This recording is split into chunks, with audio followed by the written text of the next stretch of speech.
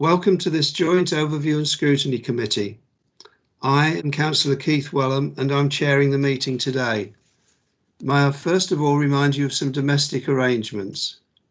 Please ensure that microphones are turned off when not in use. Please do not interrupt other speakers.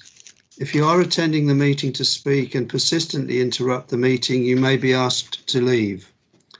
Please ensure your mobile phones are on silent or switched off. Please remember to use the chat function only to indicate that you wish to speak and not to post comments or questions. Please note that messages in the chat panel can be viewed by people watching the live broadcast. I would like to remind everyone present at this meeting that this meeting will be broadcast live to the internet and will be capable of repeated viewing. The whole of the meeting will be filmed except where there are confidential or exempt items. If you make a representation to the meeting, you will be deemed by the council to have consented to being filmed. By entering this meeting as a speaker, you are also consenting to being recorded by the council and to the possible use of those images and sound recordings for webcasting and/or training purposes. The council, members of the public and the press may record, film, photograph or broadcast this meeting when the public and the press are not lawfully excluded. I will now ask the Governance Officer to carry out a roll call of members of the Joint Committee and introductions. We have a number of other council members and witnesses and council officers here today. Thank you, Chair. Good morning. I will start with a roll call, please. When you hear your name, please mark that you're present. Councillor Dawson. Here. Councillor Grandin. Present. Councillor Gould. Good morning. Present. Councillor McCraw. Present. Councillor McLaren. Present. Councillor Osborne. Present. Councillor Carter. Present. Councillor Caston. Present. Councillor Epkin-Young. Present. Councillor Muller. Present. And Councillor Wellham. Present. And we have received apologies from Councillor Scarf. So the Cabinet members present today are Councillor Davis, Babergh Cabinet Member for Communities, and also Babergh's representative on the WSCSP. Councillor Busby, Babergh Cabinet Member for Assets and Investment.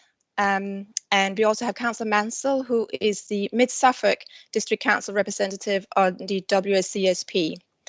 We also have officers present at the meeting today as well. We have Tom Barker, who is the Assistant Director for Planning for Growth. We have Vicky Mosley, who's the Corporate Manager for Communities. Emily Yule, who is the Assistant Director for Law and Governance and Monitoring Officer, and Kathy Nixon, who is our Strategic Director. Thank you. Thank you. Can I move to the agenda, please? Apologies for absence and substitutions, please. Yes, Chair. Councillor Scarf has forwarded his apologies. Thank you. Are there any declarations of pecuniary and non-pecuniary interest by members, please? Are there any to declare?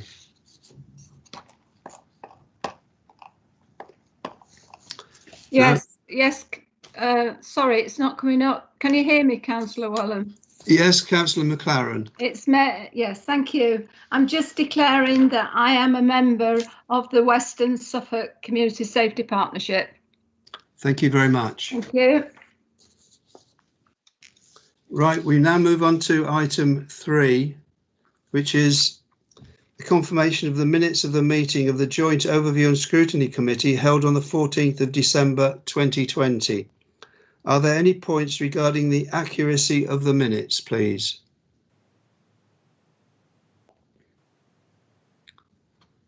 I see no hands raised. Could I have somebody please propose that we accept these as an accurate record?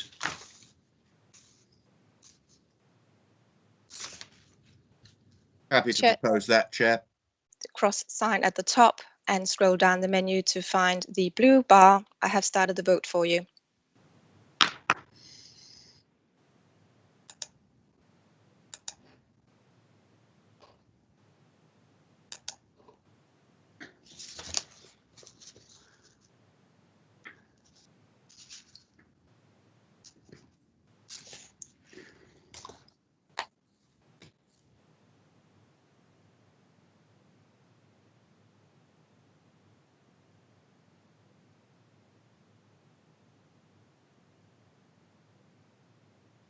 Councillor Caston, are you okay to vote? All right. Sorry, Chair, we now have, everybody has finished voting and Thank it's you. 11 votes for. Thank you very much. The minutes of the meeting are approved. The minutes of the meeting of the 15th of February have been confirmed and will be signed at the next practicable opportunity. Thank you.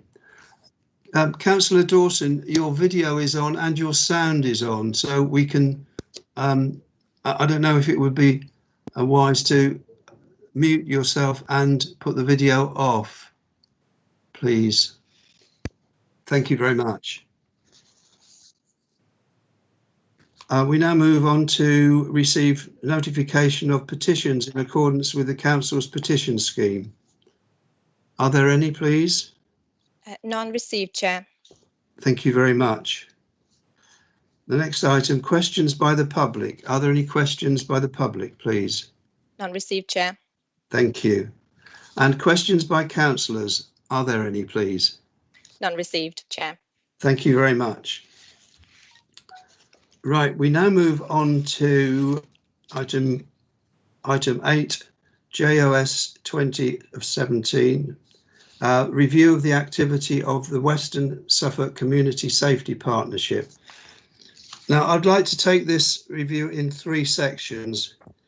First, we will hear from the chair of the partnership, and then Vicky Mosley, who is the corporate manager for communities, and Councillor Davis and Councillor Mansell.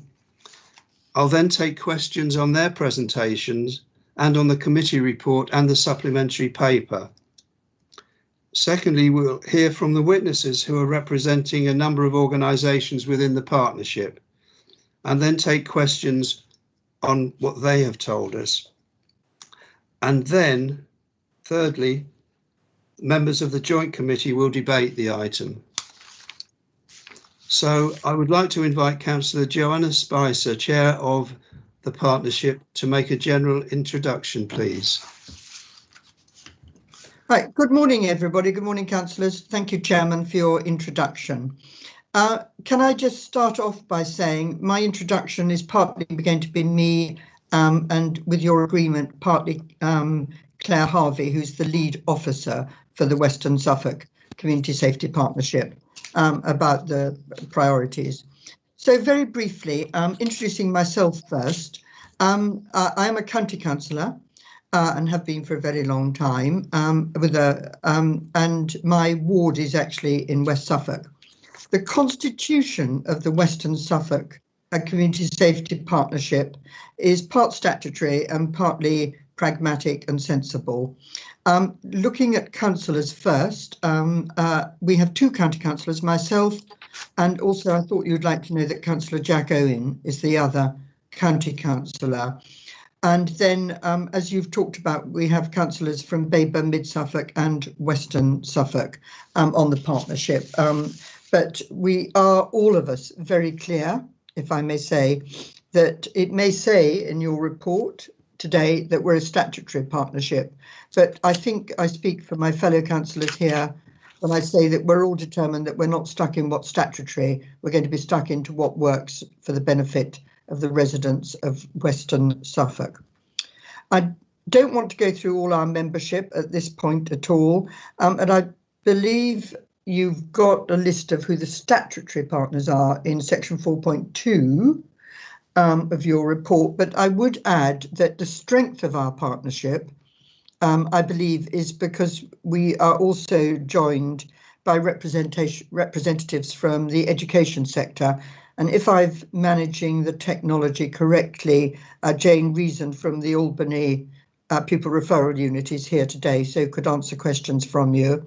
We're also supported by the housing sector, and your own housing officer, Lee Crowdell, actually represents the statutory housing sector and a representative. We do have others. I'm not going to run all the way through all our membership. Secondly, during the time that I've led the partnership, I think we've all been very clear that it's not enough just to sit down as partners, and it's not enough to have a lot of data, performance data, and it's not enough to have an action plan. It is really important, and we owe it to our residents and to our partners, and particularly those not councillors, to actually make sure that we genuinely hold each other to account on those plans and support each other on those plans and share our ambitions. We're very well supported by officers, and at this stage I'd want to thank your officers who are here today, Cathy Nixon, Vicky Mosley and Francine Jones, who've worked with County Council officers and the West Suffolk Council officers to support the partnership in every way. And I imagine, as part of your questioning today, and Claire Harvey's just going to outline our 5 main priorities, but what I'm really anxious today is that the opportunity is taken by all of you to hold us to account on things where councils and councillors and your officers can really make a difference around domestic abuse, hate crime, modern day slavery and so on. You've got a couple of challenges, I think, facing Mid Suffolk and Babergh as I speak to you today. First, unfortunately, your policing boundaries don't match the CSP boundaries. I believe she's hoping to join you at some point. There is a new Western Area Commander called Janine Ratton, who's just joined Suffolk from London, from the Met. I've had a meeting with her, and she will be meeting CSP partners when we meet on Wednesday this week.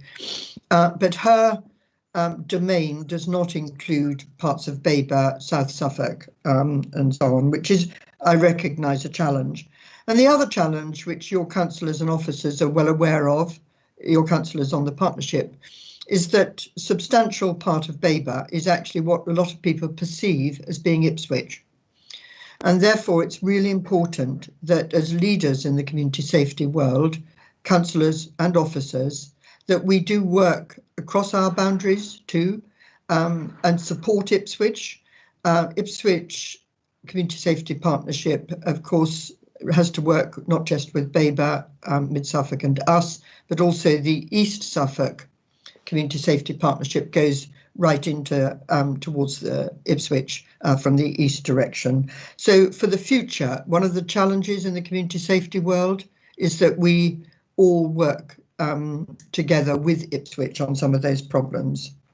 So, Chairman, with your indulgence, can I just hand to Claire Harvey to briefly just give you the headline priorities that we have, and then I look forward to, and actually I should also say thank you particularly to Derek Davis and Sarah Mansell, who've been very regular attenders and supporters of the CSP, and I think you're going to hear from them this morning. I see Claire's popped up, so I'll turn my camera and microphone off, and thank you all for asking me today. Thank you very much, Councillor Spicer. Over to you, Claire. Good morning, everybody. I'm Claire Harvey. I lead the community safety function for Suffolk County Council, but I'm also part of the West Suffolk Partnership. I thought it'd be helpful just to set the scene in terms of some of the county-wide priorities that Suffolk County Council lead on, but work in partnership with all the community safety partnerships across the county. So in terms of criminal exploitation, we've moved to that new umbrella term since the last time we came to this committee a year ago. It was previously termed gangs and county lines, and the new term criminal exploitation gives us more of an opportunity to broaden our approach to ensure that we support both young people and adults who are being criminally exploited, but also that we understand that on one hand, young people and vulnerable adults can be victims, but also perpetrators. So I'm pleased to say that in September, public sector leaders injected £4 million into that project, and going forward we will work closely with the community safety partnerships to tackle criminal exploitation. In terms of violence against women and girls, our largest focus and priority is domestic abuse, which we know due to COVID has increased considerably. In some senses, our data is showing that Suffolk hasn't seen the prevalence of domestic abuse that is being reported nationally, albeit it has increased, and we're looking at about a 25% increase. So over the last 12 months, we've been supporting our domestic abuse refugees to make sure that they can safely receive those fleeing violence. And we've also stepped up a 24/7 domestic abuse helpline, which I'm pleased to say has been extended until 2023. Domestic homicide reviews. We do have live domestic homicide reviews for the Western Suffolk Community Safety Partnership, which is part of our statutory duty. I won't go into detail, suffice to say that the partnership has a DHR panel that regularly reviews all the live partnerships, all the live DHRs, to ensure that we're progressing all the actions that we should do within the recommendations of the report. And lastly, in terms of hate crime and prevent, much of the community safety partnerships work towards preventing radicalisation and also hate crime is awareness raising.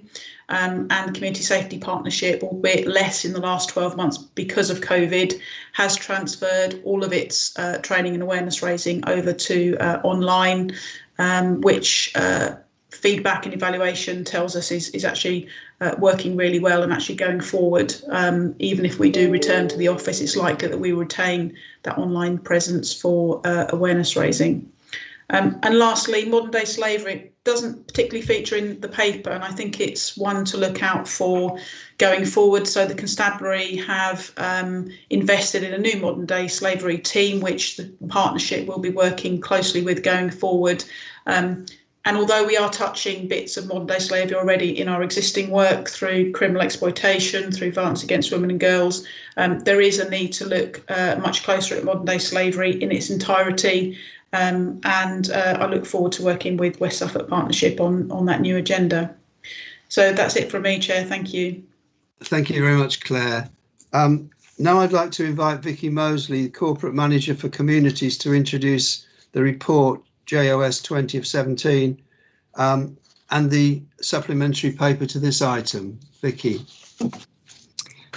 Thank you, Councillor. I think both Councillor Spicer and also Claire have touched and commented on the majority of the contents of the paper, so I won't repeat that information again, but it was just to say and to reiterate what the county, what the priorities of the CSP are. Which is county lines, violence against women, girls, men and boys, domestic homicide reviews, hate crime, prevent. And as from October last year, as Claire's mentioned, modern slavery was also added to that, and much of the work that's goes into modern slavery cuts across some of the other priorities just mentioned above. The partnership tracks its performance and the activities delivered by all the partners of the CSP with the use of a 3-year action plan. And the action plan is broken down into 5 key themes, and all the activities delivered by the partnership are allocated to a particular theme. And those themes are awareness raising, communication, training and education, projects and community resilience. And sort of really just to say that despite COVID and the restrictions that have been in place, the partnership has continued to deliver multiple awareness raising campaigns. Partners have really come together to support a good number of those campaigns and awareness raising activities.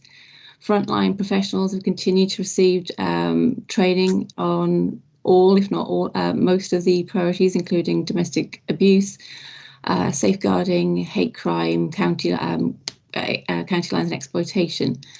Projects have still been delivered. There have been projects such as holiday activity and food projects, which looks at supporting young people and those at risk of exploitation.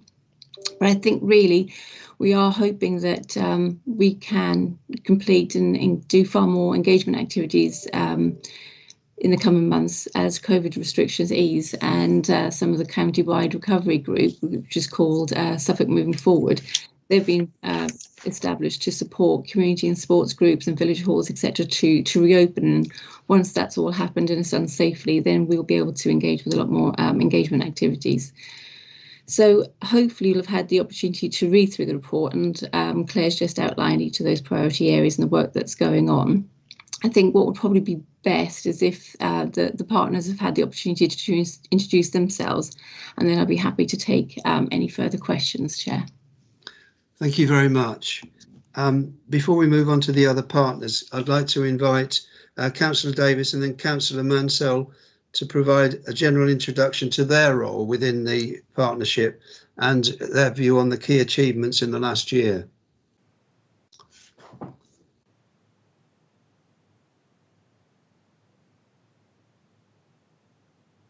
Councillor Davis, you are muted.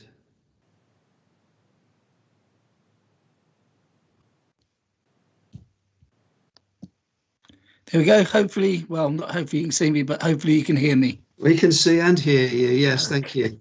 Poor you. Yeah, I'll start again. As has been pointed out, the CSP has worked hard in the current climate to continue to deliver its action plan, which sets out the partnership priority areas and planned activity. The pandemic has slowed much of the planned engagement work. However, the partnership has supported a number of excellent campaigns.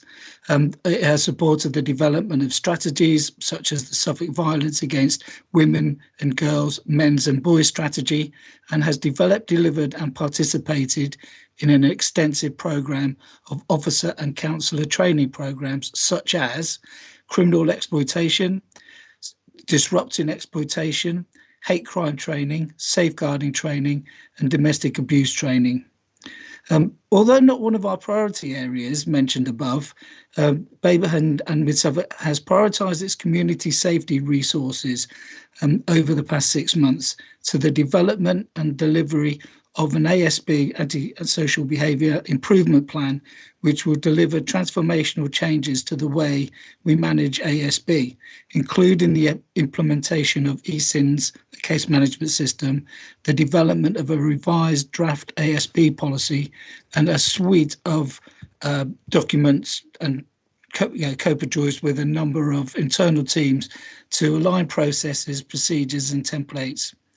Work is also being developed to improve the website and the reporting of ASB and links to the community trigger process. Thank you. Thank you.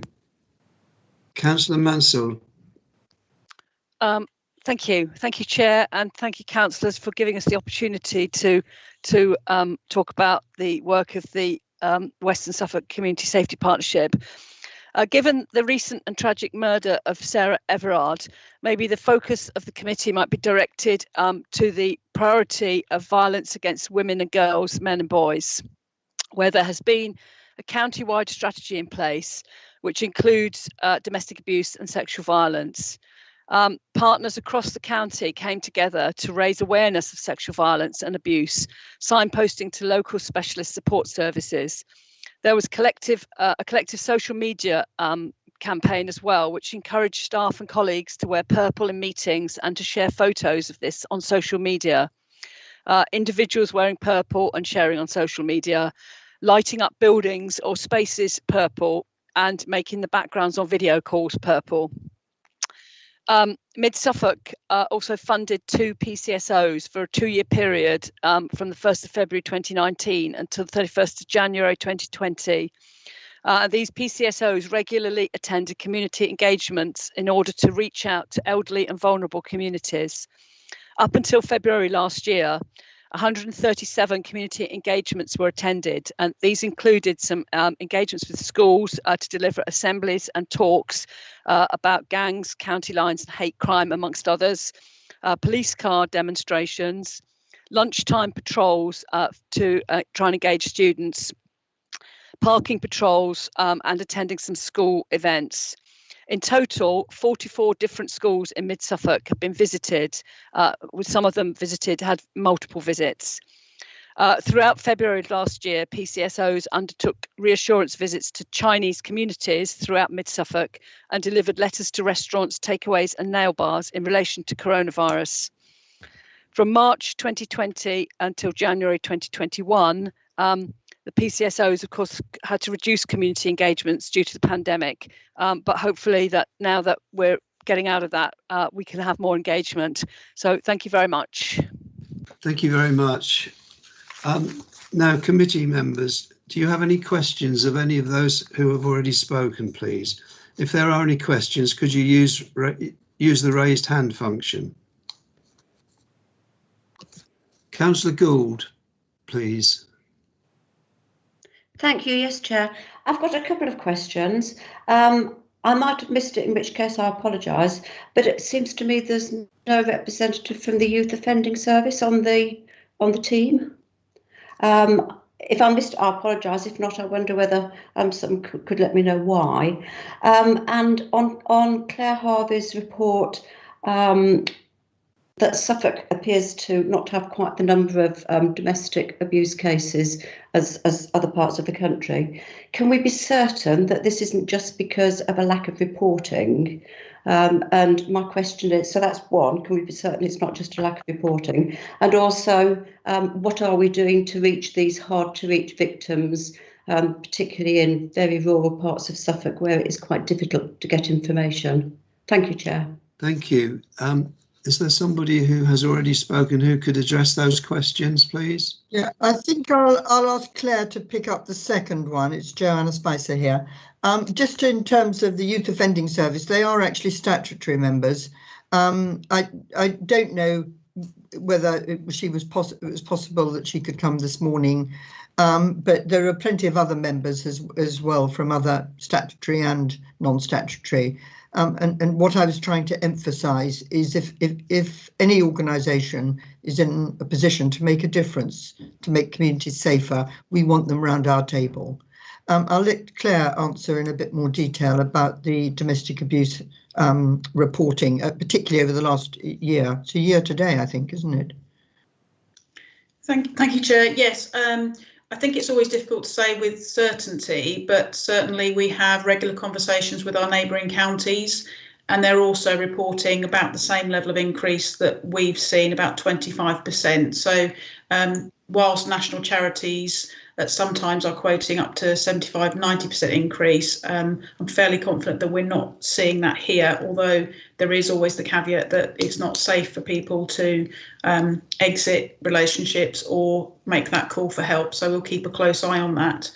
In terms of hard to reach, it's very timely. We have during COVID set up a sort of task and finish group, which the CSP are involved in, to look at how we can engage hidden groups, and rurality is one of those hidden groups, especially relevant to Suffolk. So there has been some funding allocated to that group, and they're working through the types of initiatives and projects that we can do to reach out to as many hidden groups as possible, and also the hidden groups that we don't always know about. So there are, the hidden groups that we know about, but we understand that there are more, and there is work underway to look at that. Thank you. Indeed, there are the known hidden groups and the unknown hidden groups, aren't there? Absolutely, yes. Yeah, thank you. Thank you very much. Councillor Grandin. Thank you, Chair. Pre-COVID times, Suffolk did suffer quite badly with regard to incidents of county lines. I was listening to an article on the radio where the spokespeople were saying that county lines has actually reduced during the pandemic, and drug peddlers, if that's the correct word, were using other ways to sell drugs. But they were expecting county lines to re-emerge once movement starts happening again in the country. Can you tell me how the organisation, or how Suffolk is prepared for this happening again? What they have been doing during this hopefully quieter period here too, to be prepared, and everything regarding county lines, please. Chair, I'm not sure we're joined by Superintendent Ratton yet, so I'll answer if I may. I can't see If you can, I think if anyone else has questions that are specific for people we will hear from a bit later on, it may be best to hold on to those questions on specific topics, because there'll be plenty of opportunity later on when we have heard from other witnesses. But Claire, if you can answer that, that's fine. But if you'd rather wait until the police officer is here, that's fine too. Okay, I can speak from a partnership point of view. So in Suffolk, we have seen a reduction in county lines over the last 12 months. I think some of that may be due to different modus operandi, so that drug dealers are using different methods to traffic drugs into rural areas such as Suffolk. But I think it's also because we've done more than ever than we have to tackle county lines in Suffolk over the last 12 months. We are continually prepared for different tactics. Suffolk and Sudbury have had some excellent results in terms of enforcement, working closely with the Metropolitan Police on Operaci, and all our partnership work has continued. So it's difficult to say whether it's a direct result of COVID, but we certainly have seen a reduction, and I would like to say that's down to the hard work of all the partner organisations in Suffolk tackling criminal exploitation. And as I said previously, we've had a large injection of cash to help us do that, and that's really important in helping us tackling this really important issue. And do you think that will give you preparedness for the future when they suggest that it may re-emerge? Yes, absolutely. So much of that investment is around training, awareness, but also outreach work in communities, so that the more that people know what it is, what to look for, how to prevent it, we think that we're in a good place to try and keep it at bay, because, you know, as I said, they continually change the way that they ply their trade. Thank you very much. Thank you. Councillor McLaren, please. Thank you, Chair. My questions are targeted at Councillor Davis and Councillor Mansell. In the projected action plan that our two districts are going to do within the overall action plan, I'd like to know what is proposed about the Stella Maris review. I have got a copy of that report, and come out of a regulation background. And I was wondering how we were going to make all councillors aware of this review and what sort of scrutiny might be attached to that. Thank you. Thank you. Yeah, thank you. Obviously, that's within the Babergh area, so I'll start to answer it, but if I may, I'll probably defer to Vicky Mosley, who has done an incredible amount of work on this. The progress that's been made over the past year is really impressive, working in partnership with the other statutory bodies, as you know, Mary, that have been involved in this. So yes, a large amount of recommendations have come forward, are being acted upon. And in terms of sharing that information, I think we need to make sure we've got everything together fully before we can do that. But I'm sure Vicky will be able to give a far more detailed answer. Thank you. Thank you. Are you happy to do that, Vicky? Yep, thank you very much. Yeah, as Councillor Davies has already said, we after the Stella Maris review, we had the Anthony Douglas report, and we also conducted our own internal report as well. And what was quite impressive was that the recommendations from both reports, those recommendations that were actually about Babergh District Council, actually reflected one another. So actually what we did is we took those recommendations and we created quite a mammoth action plan as a result of that. So we have a really extensive action plan categorised into red, amber and green actions. So those that are absolutely critical actions that need to happen have already started, and a lot of them are already complete. So I would say that we are more than half of our way through completing that action plan. There are other actions that are already in train, and a number of actions that are yet to start are what we consider to be low-level actions, identified as kind of your green actions. But with regards to the work that's happened so far, there's been we've had a really close look at how we're working internally, so looking at our sort of internal teams and making sure that we are working more closely together.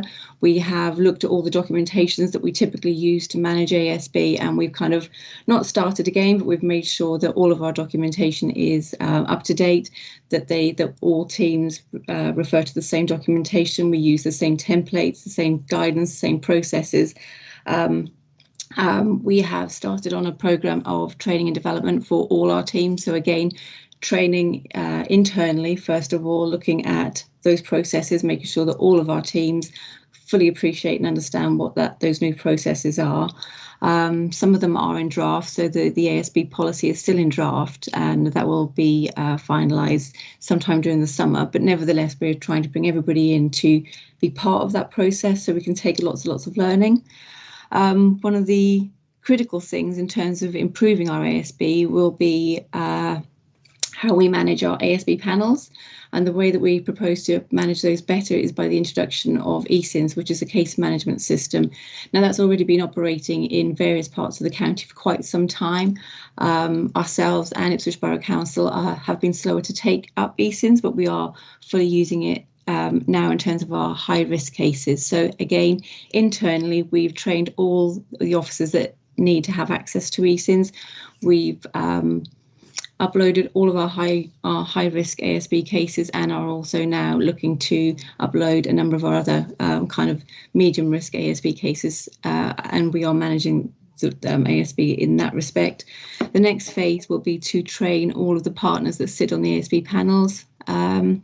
When that's fully done, and that's expected to happen this month into next month, then we will start looking to manage some of our ASB panels using that particular case management system. So there's a lot of internal work. There's a lot of work with our partners that needs to be done. We're refreshing all of our documentations. We're refreshing our web pages. We're making it easier for people to report ASB.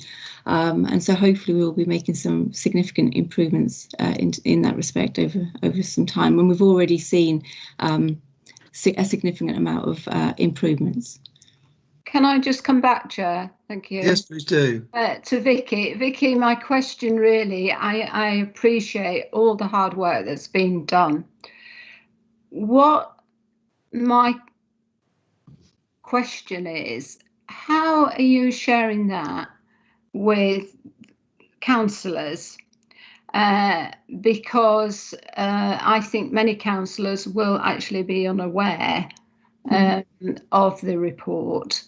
And I would like to see some sort of discussion with we'll go with Babergh District Council.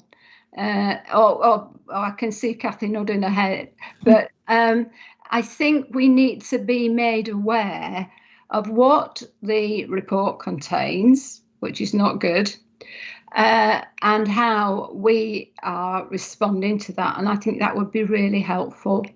Thank you. Kathy, would you like to respond to that, or Vicky? Indeed, if I could say that once we have been through the training and development for officers, that we will indeed shortly be coming to talk to members, and it will form part of some member development and training in terms of things that could be done differently. Also, I wanted to highlight the importance of the learning from Stella Maris, not only being internal to us in Babergh and Mid Suffolk, but across the county. And so Nicola Beach, the Chief Exec of the County Council, chairs a senior officer group of all the key partners to look at the action plan at a strategic level. And also another member of County Council management staff chairs a multi-agency operational group across the county, of which Vicky Mosley is a part, so that there is that operational learning and that operational development across the county. Thank you. Thank you both. Thank you, Chair. Thank you. Thank you very much. Councillor McCraw. Thank you. Thank you, Chair. A little bit of slow reaction time on the computer there. I'd also like to follow up on this question about antisocial behaviour. I know it's not one of the high priorities of the Community Safety Partnership, but it is more prevalent than some of the other priorities, and the impact at community level can be much greater because it's more frequent. And I'm hearing the ESIN's case, this case management system, the developing reports. I wonder, though, how this can be translated into action in the communities where people can see. At the moment, you make a report of antisocial behaviour, and it is very difficult to have any action taken upon it. And I think that is what people wish to see. How can all this casework, all this management and all these studies be translated into, I won't call it boots on the ground, but I will say action within the communities? Thank you very much. Vicky, are you happy to respond? Yeah, that's fine. Completely agree with that comment. And I think it is really important that we look to see how we do all that community engagement. And for me, in terms of my role, so there's also housing and there's also environment protection, and we all have significant roles in terms of, and have officers that work with community groups and are, like I say, boots on the ground, and it is our responsibility to ensure that people are aware of their rights, of what ASB looks like. And again, as COVID restrictions reduce, we will be looking to do more of those kind of engagement pieces with community groups, sports groups, parish councils, and we will start a programme of engagement in that respect. Sorry, I've forgotten what part of the question was now, but it was so yes. And in terms of the resources as well, I'm sort of bolstering community safety resource with my team, because we recognise it as being such a significant issue for both Babergh and Miss Suffolk, and also it is looking at those processes that we've developed, and looking at, in particular, the community trigger. So we have improved aspects of our website. We've made it much more obvious and clear how to raise a community trigger, and that's a piece of work that we've started. We did have a community trigger a few weeks back, and that's in progress at the moment. So it's making things easier and more accessible for people to understand how they can report ASB, what ASB looks like, and certainly between my communities team and localities officers, between housing officers and environment protection officers, who are the kind of the key three teams then who respond to ASB. If they're aware, they understand what processes are, they can share that when they are out and about working with our communities. That's probably one of the strongest ways that we can engage with our communities. Thank you, Vicky. May I follow up with something? Please do, yes. It just occurs to me that there is one new version of antisocial behaviour that we haven't previously seen during the COVID-19 lockdowns. It has become antisocial behaviour to gather in large groups, potentially transmitting the virus, and that we've actually seen some recent police actions that have seen confrontations based on that very point. And our definitions of antisocial behaviour may have to change. If COVID is going to be with us for a long time in some form or other, there may still be restrictions on people's movements. And I just think, has that been thought of and addressed? So in terms of the revised ASB policy that's now being revised, I'm not convinced that we have looked actually at COVID especially. But these are all things that we can take into consideration now. This is a really timely opportunity to look at all these new things. Like I say, that policy won't be completed for a few months as yet, and hopefully looking to get that endorsed late summer, early autumn. Thank you very much. Thank you. Councillor Ekpenyong, please. Thank you, Mr. Chairman. My question also relates to county lines. I'm aware of some successful interventions that have taken place in Stowmarket, and I am still worried, though, that once we sort of get back to a new normal, those activities will begin to increase again. And I just wondered to what extent we are engaging with the schools, particularly high schools and youth organisations, from our training and education perspective, and what we would be doing to effectively increase the patrolling of areas in Stowmarket. I'm very aware of an area around the old middle school that's going to be redeveloped that has been and is being used for drug purposes. Thank you. Perhaps we'll hold on to the question about police in Stowmarket for a bit until the superintendent is with us. But Claire, if you could answer the other points, please. Yeah, sure. So we've got a comprehensive work programme to work in and with schools. In COVID times, obviously that reduced because much of our training went online, but we're ready and waiting with new packages that tell us the new tactics so that we can get that message out to schools.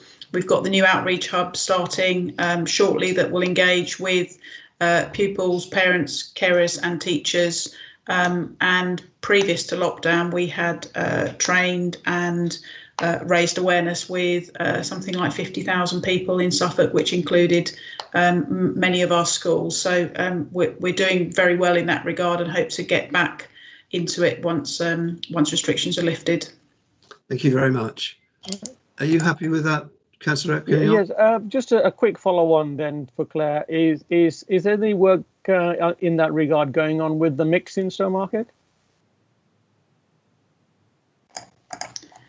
I'd have to look at our list, Councillor, but I'd be very surprised if we weren't doing something with all community groups. It's an open offer, so the training package is online and available free of charge for everyone in Suffolk, really, whether you're a parent, carer, practitioner. We'd welcome people to come on board and learn more. Thank you for that, very much. Thank you. Councillor Dawson. Yes, thank you. I'm not quite sure who this is sort of aimed at. It might be best to answer it. But one of the issues I had with reviewing this, so perhaps you might be able to sort of assist, is this is all about sort of making an assessment with intention of making any changes if they're required. And what I found is that there's a lot about defining what's actually going on, but there's not a lot on analysis or evaluation or assessments or appraisals.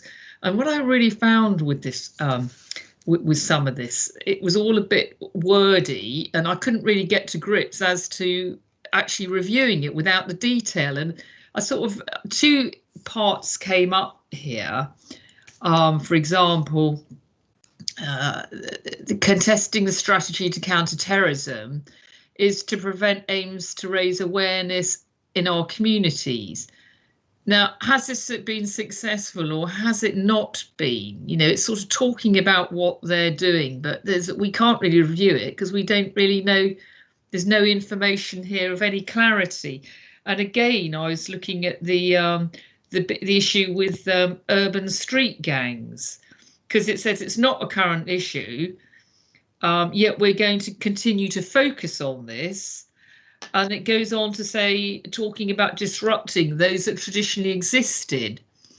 So I just feel a lot of it sort of contradicting, and I wonder whether we can drill down to obtain more detail from some of the members, or I don't know, perhaps Councillor Davis. I'm not quite sure how we can review this without having, we might need to come back to it in the debate on how we evaluate, assess the success and progress of all these areas that they're actually dealing with. Councillor Davis, your hand was up. It was next. I don't know whether you wanted to respond to that or whether Claire's going to respond to that. Yeah, thank you. My hand was up. It was a couple of questions ago, really, for Alistair. If I start with that, then I'll come to Councillor Dawson's. Although, as you say, Claire probably in a better position because I don't want to overreach what I want to say.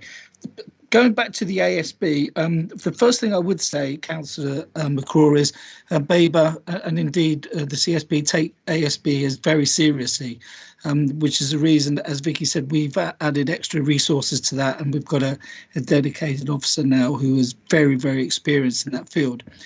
Another thing is, and I share the frustration about actually being seen to be doing something, but in another partnership meeting that I went to, it was explained, and I can't give too much away on this, but the police are very aware of certain situations, ASB, but they actually use the ASB sometimes to help build intelligence, let's just say, for something else. And so while there may not look to be, or a perception that's not much is going on, actually there is an awful lot going on in the background. And again, without going into specifics for Councillor Dawn, you mentioned about the street gangs, for example, and again, our partners in the police do an awful lot of work on this. And while it's not in Babergh, over the weekend they put in special measures within Ipswich, which gave them extra powers to deal with 2 street gangs that were having some violent skirmishes. So a lot is going on, and while I appreciate it does look quite wordy and there is a lot of talk, there is also a lot of action going on behind the scenes. But I'm more than happy for Claire or indeed Joanna to say more. So can we go to Claire first, and then we'll go to Councillor Spicer, please. Thank you, Chair. Not contained within the report, but the CSP does have an action plan that has measurements, key milestones, and that's how we monitor our activity. And obviously for the statutory duties, we have to submit returns to the Home Office in terms of how we're progressing and how numbers are progressing in Suffolk. So it is available, but it hasn't been included in the report. Joanna, I don't know if there's anything that you wanted to come in on. If I may come back on that. Yes, please do. Yes. Just Councillor Spicer, sorry, I want to say something. Well, yes. I think we're having a conversation, but it's a really, really important one, if I may say. Just to pick up on Councillor Dawson's points here, the CSP meets actually on Wednesday this week, and progress on the action plan is on a complicated spreadsheet. Believe you me, you must trust me that the partners hold each other to account, both at that level and indeed the officer groups, because I do sit in from time to time when the officers meet. And if one partner, be it one of the local authorities or the NHS or the education, housing, is not going ahead with proceeding at speed with the actions that we've got, that are reasonably polite, but nevertheless very clear questions are asked. And I'm sure that Vicky will be happy to follow up direct with you over some of that progress. Chairman, I wanted to talk about ASB, so shall I come back to that later? Sorry, can I come back before we move on? Yeah, I quite understand that they're doing all these things. I mean, I spent 20 years doing terrorism, so I really understand the subject, for your information. But what is not here, and we're being asked to review this, how can we review it without sort of some summary? It's impossible to review this, and it goes throughout the paper without a sort of summary of evaluating some of the results or analysis. That information simply isn't in the paper. So I fail to understand how the members of this committee are going to be able to really do that without that information. It's not, you know, we can't properly scrutinize. I'm sure you understand that. Well, if I may just add a bit, we're here to review rather than scrutinise key performance indicators and so on.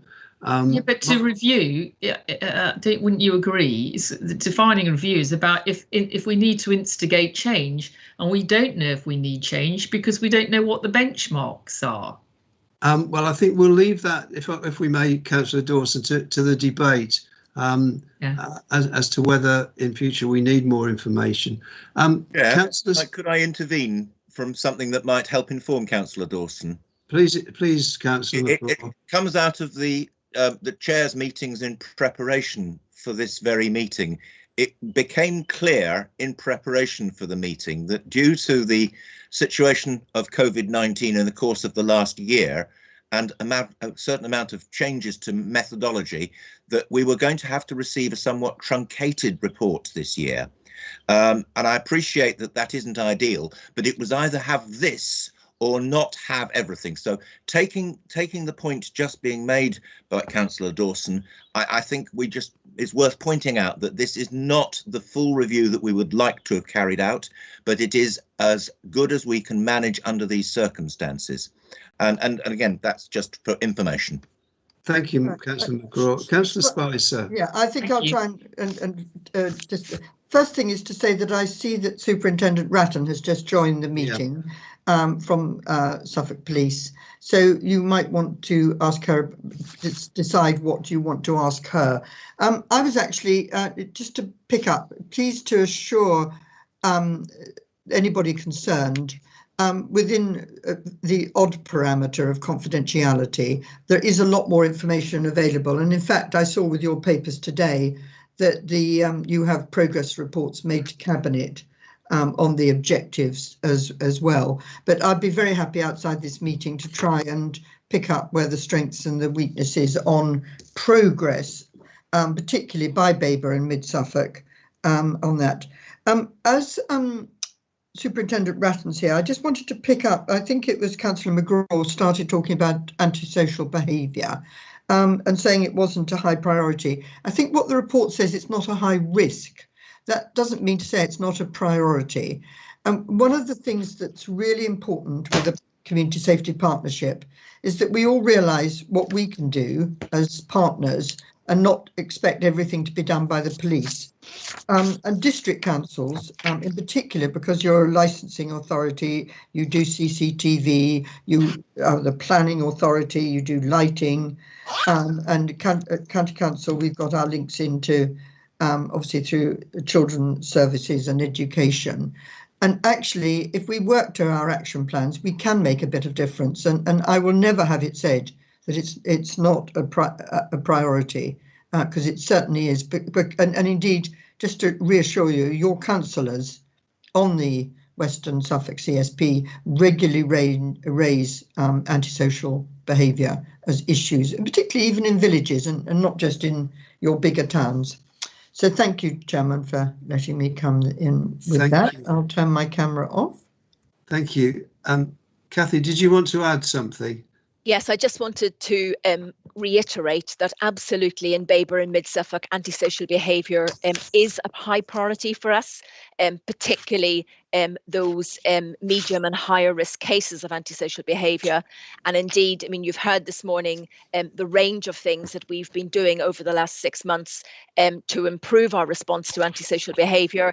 And I'd want to say that that has included us reviewing every single medium and high risk case to ensure that our action plans, so actually the work we're doing on the ground, are have all the right things in them, and also that we are working across the board with partners, because obviously in resolving complex cases of antisocial behaviour, the strength is in that partnership work as well as what we can do internally. But just was keen that there wasn't any mixed message about antisocial behaviour not being important to us here in Babergh and Mid Suffolk. Thank you. Thank you very much.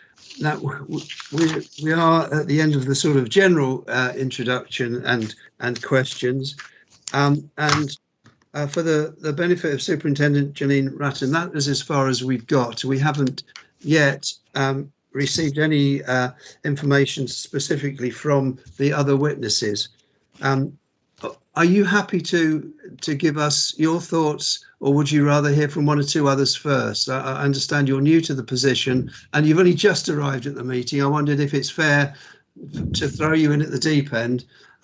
If you would rather wait until one or two others have spoken, that's fine. Or if you'd like to go ahead, that's fine too. Well, first I'll say apologies for joining you late. I was on a stakeholder panel this morning, which was unfortunately unavailable. So apologies for my late joining, but thank you for inviting me. I don't know if it's useful for people to know. I'm in my 5th week with Suffolk Constabulary. I've transferred here from after 17 years in the Met Police. So I am very Suffolk.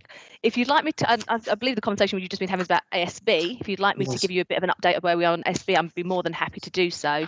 I've been on quite a few meetings in the last few weeks, and I completely echo what Joanna and Kathy have just said, that it is certainly, you know, people may feel it's not a priority. That is not the case. Like most councils, the police are at the moment about to do a very big review on how we deal with it. Things do need to change. It's unfair of me to comment too much on how it's been done before, but we do need to make some internal changes, and we will be working with partners in that. I am now the ASB lead for the force across the whole of the force for neighbourhood policing, so I won't just be focusing on the West. I'll be working with partners and coordinating the force's response on that. So I can give you my personal assurances it is being considered a priority. We are doing lots of work in it, and we very much look forward to working with the partners and making that, putting that in a better position. Thank you very much. Claire, did you have anything else you wanted to say? Or Jenny, do you have anything else you would like to say of a more general nature first? I don't at the moment, but obviously I'm happy to comment if there's any questions. Or That's lovely, thank you. Claire, do you have anything you would like to add? No, thank you, Chair. I think I've covered my update. Thank you. Right, do we have Tabitha Griffin with us from the CCG? Sorry, Chair. I have noticed that a couple of the panel members have not actually managed to be able to join us this morning, so I contacted them, and unfortunately, Tabitha Griffin and Sarah Louise Neeson has both forwarded their apologies this morning. They are very sorry they can't join. So I think that leaves us with Jane Reason for Albany Pupil Referral Unit. That would be brilliant, Jane. Jane, if you're there somewhere, I can't see you on my screen, but if you are, would you like to give us your thoughts, please? Oh, good morning. Okay, I mean, from a school point of view, the work that the West Suffolk Safety Partnership did on county lines and working with parents in particular was very well attended and also very well accepted. And I think it's had a really significant impact for families in terms of understanding those challenges. I can also echo that actually from my point of view as an alternative provision, our students, we've seen a lot less evidence of drug use and county lines and drug trafficking and drug selling than we have in previous years. So that has significantly reduced, which in the cohort of students that I have, that's quite a significant indicator that perhaps the situation has reduced. Thank you. So are there any witnesses who would like to add to anything that they've already said? If not, I will move on to any questions from councillors. So are there any further questions from councillors then, please?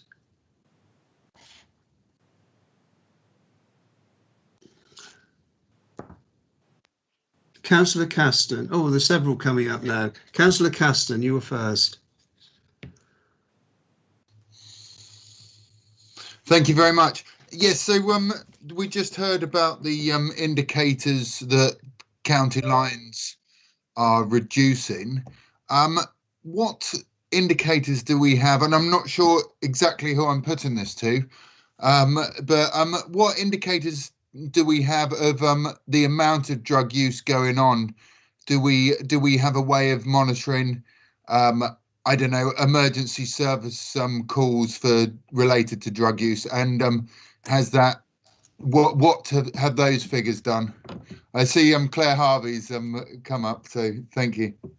Thank you, Chair. The County Council commissions substance misuse services, so that's always a good indicator of how many people with drug or alcohol issues are accessing support. We haven't seen a significant uptick in COVID.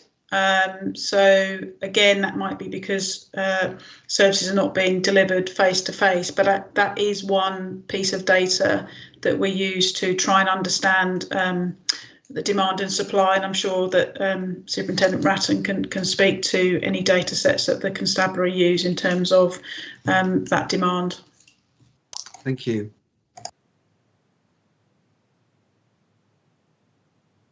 So I can give some very small amount of data around the drug use. It has sort of gone down slightly. The thing I'd say about drug use data is it's a really it's not a very reliable data set to look at, because crimes go on for drugs normally when they're found. So it's normally because there's been a positive outcome of stopping them happening. So it's not always a very good measure of how much drug use there is going on, because it's only really recorded when it's found. When I'd say we look at county lines, activities in the recent months around county lines has gone down. We have less active county lines, and that is based on intel that's provided to us. That does come with the caveat, though, that we do not know yet the impact that COVID has had on county lines. Therefore, we are watching with great interest what will happen as we come out of lockdown and down the roadmap to return into almost life as normal. But at the moment, the sort of rough figures are showing that there has been a decrease in drug offences. Thank you. Thank you very much. That's very encouraging. Councillor McCraw.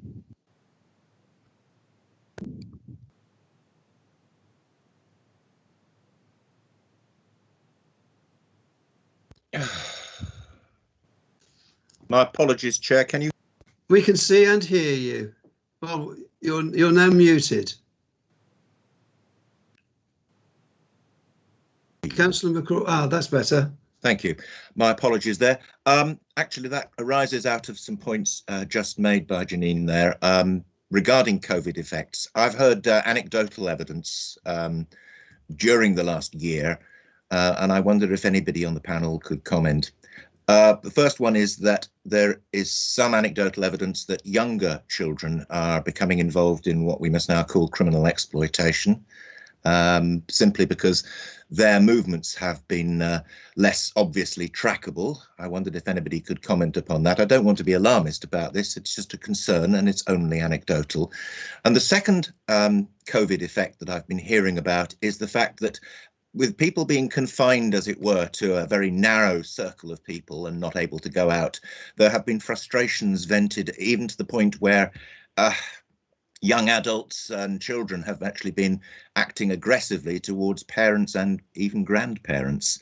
And again, I wonder if there is anything to this anecdotal evidence, and if anybody could comment on those. Thank you. Can anybody comment? Claire. Chair, just on the parent-carer violence, anecdotally, we have been made aware that is increasing. I haven't got any data to support that at the current time, but it is something that the VORG steering group is looking into. And in terms of younger people becoming involved in county lines, again, Janine may be able to come in, but I'm not aware that we're seeing more of it. It has always been a unique feature of county lines where young people are used to traffic drugs. So it's not something that I can back up with any data. Thank you, Claire. Janine, can you add to that, please? Yeah, thank you, Chair. The only thing I'd say is, again, I don't have any data to support this, but actually the reports we've had is, in a way, we've been able to track use more easily. For example, we've been doing a lot of work with British Transport Police on the trains because there is no reason for them to be on the trains. So actually asking the question of what you're doing, where you're going, is actually in some ways become slightly easier with us. And we have been doing, British Transport give us links into other counties just to see where the lines are going. So I can't comment on the age because I don't have the data to support that, but actually the reports I'm getting back from the officers who concentrate and work on these areas, they're saying that actually in some ways it's been easier. Right, thank you. I'm presuming then that basically by being out at all, you rather stick out like a sore thumb. So exactly that, yeah. And you have perfectly good reasons of a non-drug related nature to ask why they're out. Thank you. Yeah, exactly. Thank you. Councillor Ekpenyong, please. Thank you, Mr. Chairman. I just wanted to come back to my question about the sort of black spots in Stowmarket where people congregate for drug taking purposes, particularly a new one that's developed around the old middle school. And I'm concerned that once activity increases, these black spots will become hives of drug activity, and wonder what the increased monitoring of these places in Stowmarket. Thank you. Janine, did you pick up that question? It was a bit muffled at times. Is that something you can respond to, please? I'm afraid some of it broke from it, but I think the question, Chair, was what we're going to do about monitoring these areas, what we think are of concern to us, to make sure we tackle them if they rise again. Was that right, Councillor? That's right, Superintendent Ratton, yes.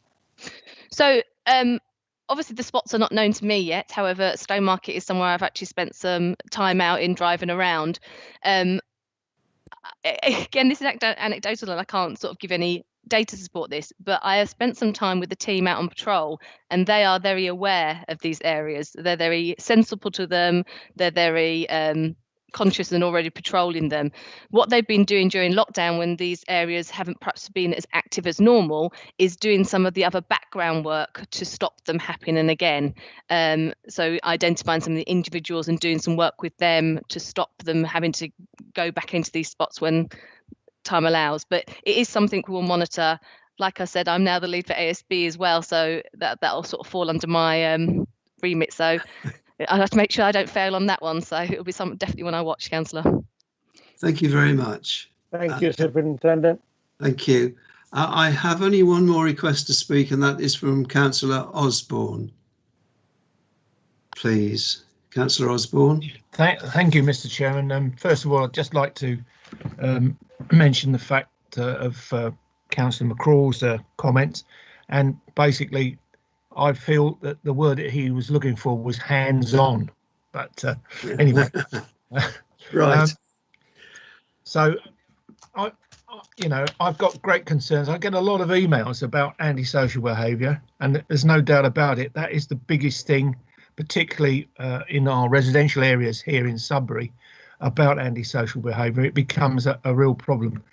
It's really, and I apologise if this has already been spoken about, but it's a question really for Councillor Davis, who I know works extremely hard on all of these community sections. But how is the work being done and fed back to all councillors? Because here we've got situations where councillors, I'm afraid, don't or are not aware of the problems with antisocial behaviour, and it becomes a situation when we have to then go back to officers at Babergh to report it. And I'd also just like to comment on the question about Councillor Eppinghorn's comments about schools and unfortunately drugs. We've got that same thing in Sudbury, particularly with the upper school that we have here, which they mix outside after they break up, or they did, and of a day, and they were passing drugs on freely and what's it there, which was very disappointing for a lot of people. So that was again another questions that have been asked of me, and also so if Councillor Davis could speak on that one, please. Yeah, thank you, Councillor Davis. Thank you. Yeah, thank you, Chair. Thank you, Councillor Osborne. Yeah, as both you and Councillor McCraw have alluded to, ASB can be quite a complex issue. It's not just a case of, some lads putting a window through or anything like that. The short, simple answer is obviously the local police will deal with it. If it's a little bit more complex, obviously Babergh officers will go out and try and deal with it as much as possible. They will communicate with local ward members, or they should, as much as possible. But some of the wider scale issues need more time and, if you like, more effort put into it. So it's not always simple just to give a very quick answer, because it could be ongoing, it could be longer lasting. And I know, as we've said earlier, Babergh especially and Mid Suffolk are putting more resources into this. We have Peter Watson, who is now a new ASB officer on this, which Vicky, he's relatively new to the post, so obviously he'll work very closely with Vicky. And then hopefully we can come back to you with more information as we get it and more reports are finalised. Vicky may be able to give you a bit more on the actual hands-on, if you like, detail, but that's what I can tell you at the moment. On the wider CSP, then of course, you know, as has already been pointed out by Claire and Joanna, yeah, it is a lot of data which we do have to compile and then deal with. So on the wider scale, it's again, it's there. We're doing all the work, but you're probably making the point we need to communicate it better with various ward members. Vicky? Yeah, and we can absolutely do that. And I would expect, as you've pointed out, Councillor, that for you know, with my team, housing teams, environmental protection teams, to be doing that with their cabinet members, but also ward councillors, and I can go back to those teams to make sure that is happening if it's not. But also we will, now that we have improved processes and procedures in place, collating the information sort of generically, we will be able to pull those together and obviously provide more regular updates to councillors if that's what's felt appropriate and that you all felt that you would like that. So that's not impossible. We'd obviously have to anonymise a lot of the data because it is quite sensitive in a lot of cases. But if you're happy for that kind of high level generic data of number of ASBs, type of ASBs, then in time we'll be able to give that to you on a regular basis. Yeah, I appreciate that. Thank you, Mr. Chair. I'll just come back and say I appreciate your responses, and particularly Councillor Davis's. But what I would say is there are a lot of more elderly residents that don't believe that actually any antisocial behaviour problems are being resolved. So I'd obviously like to see some responses on how things have developed in terms of stopping some of this antisocial behaviour. But thank you both very much. Thank you, Mr. Chair. Thank you. Councillor Ekpin, you still have a hand raised. Is that right? Sorry, Chair, that's an old hand. I'll get it down. Are there any further questions? If there are not, we've been going for nearly an hour and a half. I was going to suggest that we have a short break before we get onto the debate. Kathy, you've got something you'd like to say before we break? Indeed, Chair, very briefly, I'm very conscious this morning there has been a significant focus on antisocial behaviour, which I welcome. And I did wonder, and obviously something for members to consider yourselves, if this might be a topic for future scrutiny in more detail by this committee some months hence, when we are yet further down the road in terms of our antisocial behaviour action plan. Yes, Just a comment. Thank you. I think that is something which we could definitely discuss in debate. Councillor McCraw, is it a question, please? No, an observation to that very point Right. Just made by Kathy, that in fact there is one area that we haven't focused on. It's very much in the public mind at the moment, and I hope that it will come up in debate, which is violence against women and girls.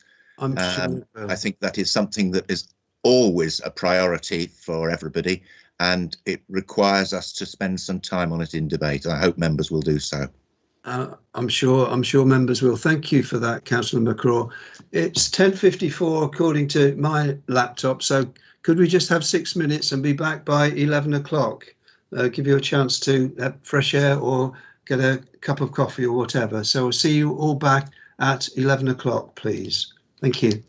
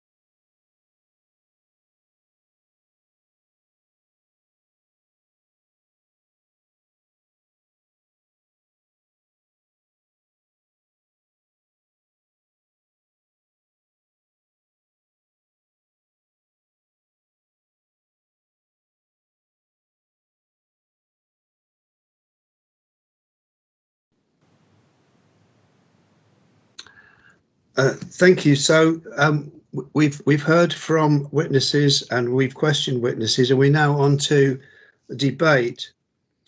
So would somebody like to start the debate? We heard from Councillor McCraw that we ought to concentrate not solely on antisocial behaviour, but on other matters as well. So do I have somebody who would like to speak on whatever issue you wish to speak on from the report and from what we've heard this morning? Councillor McCraw. Well, I feel since I raised it, and it may result in some questions for officers and the members of the panel, but I wanted to focus on the contents of pages 26 and 27 in the report. We heard earlier that greater resource has been put towards the violence and domestic abuse issues covered by the Community Safety Partnership, because there's been a 25 or 22% increase, whatever the percentage is. It's an increase from what was already a bad position. And I always wonder when we're reviewing this particular section of the Safety Partnership's work, what value we can add beyond saying, please, that keep doing what you're doing. And it's difficult to know where we can add value. I don't know if any of the panel wants to comment on this point particularly. It was touched upon, and I think perhaps it could be touched upon further. I think I'd like to hear a little more from the panel members on how they see things going forward. I know this is a question and probably not something for debate, but I think best do it now. Well, I think you're right, and if I could add to that, my understanding is that the solve rates are not particularly good and not improving in terms of violence against women and girls, boys and men, and domestic abuse. And whether there is anything that we can be told about that and anything that we can do to help issues around improving solve rates. So I don't know whether the superintendent can assist us on that, or any other of our witnesses, please. I'm afraid I don't have probably enough data to speak with any confidence on that. It is obviously something that the police are very aware of at the moment and conscious of, especially with recent events. But I just don't feel I have enough data to speak with any authority on that at the moment. So with that, I understand that in terms of the data, but is there anything that any of the panel could think of that we could help with? Claire, did you want to come in? Yes, please, Chair. I mean, I think when we came a year ago, we absolutely promoted our domestic abuse champions training, which is not just about attending training, understanding what domestic abuse looks like and where to refer, but also to embed champions in all organisations, so that if a colleague or someone in your social field discloses to you, so that you know what to say, how to react, and what to do in that moment. And we are continuing to train more and more domestic abuse champions in Suffolk. I think we're up to 358 at the last count. So that's certainly something that members and organisations can do. But I think in terms of the Community Safety Partnership, the number one focus is to support the system-wide response, to make every opportunity available so that people can report safely. And the CSP are doing that by getting messages out to CSP partners of where to refer to, particularly promoting the new 24/7 helpline. For us, certainly as a county council, it's about ensuring that people have somewhere safe to go. So that's domestic abuse refuge, but also satellite accommodation, which caters for those people who are fleeing abuse that aren't necessarily suited to communal refuge. So there's lots of stuff we are doing, lots more we can do, but I think very much sits in that promotion, domestic abuse champion space in terms of the partnership. Thank you. I can recall, I'm not sure whether it was last year or the year before, we had concerns about the amount of accommodation that was available, refuge type accommodation, and specifically for men and boys, if they were victims of abuse, that there didn't appear to be a great deal of accommodation available locally. And there have been anecdotal evidence of people having to leave the county, or whether that's because that's to their advantage, it's safer for them to do so. I just wondered if there is sufficient refuge accommodation available within Suffolk. Chair, if I could just come in. So the Suffolk County Please Council do. mentions the refuges, and I think we did discuss this previously. I think the first point about refuge for men, it's very unlikely that if you're a victim of domestic abuse within Suffolk that you would seek refuge within your county. So it's quite normal that you would seek accommodation elsewhere. I'm sorry, forgive me, Chair, your second point. Well, whether you have access to sufficient accommodation, that was really the point. Yes. And so in the last 12 months, we have commissioned an extra 19 bed spaces, working with local authority partners on top of the refuge spaces that we already have. And you may also be aware that the government announcement a couple of weeks ago is that in return for a new domestic abuse accommodation duty that will sit with the upper tier authorities, we will be getting some funding, and so fully intend to extend our offer of accommodation, and hopefully if we come to the panel again in 12 months' time, we will see our bed spaces grow. Thank you very much. Councillor McCraw, did you want to come back? I'm happy to wait for Councillor Grandon to go first. Councillor Grandon's Councillor Grandon, are you still wishing to speak? Yeah. Well, it was only that I was going to ask about the satellite accommodation going through to the end of March, and was asking whether that's going to be extended. But I think that may have been answered with the last with the last questioning. Is that correct? Yes, both the satellite accommodation and the 24/7 helpline have been extended. Thank you. Lovely, thank you. Thank you. So, Councillor McCraw. Yeah, I do have a suggestion, Chair, and I think it leads out of this and towards recommendations. In previous reviews, we have looked at trying to provide positive outcomes from this review. And one of our previous recommendations was the preparation of a confidential information pack, and it must remain confidential since it contains numbers that will not be generally known, but prepared by the Community Safety Partnership and provided for the use of ward members across both districts. The one I have on my desktop, which I keep there, is dated 2018. I think suggestions have been made for it to be updated. I'm not certain that it has been. I can't find a more recent version. And obviously at 2018, it cannot be up to date. So I think we should be definitely looking towards having that updated as a potential recommendation. And perhaps some new information added to it, particularly as the circumstances will have changed since then. I wonder if that would be within, if Vicky could comment upon that, whether that would be possible to have prepared for members.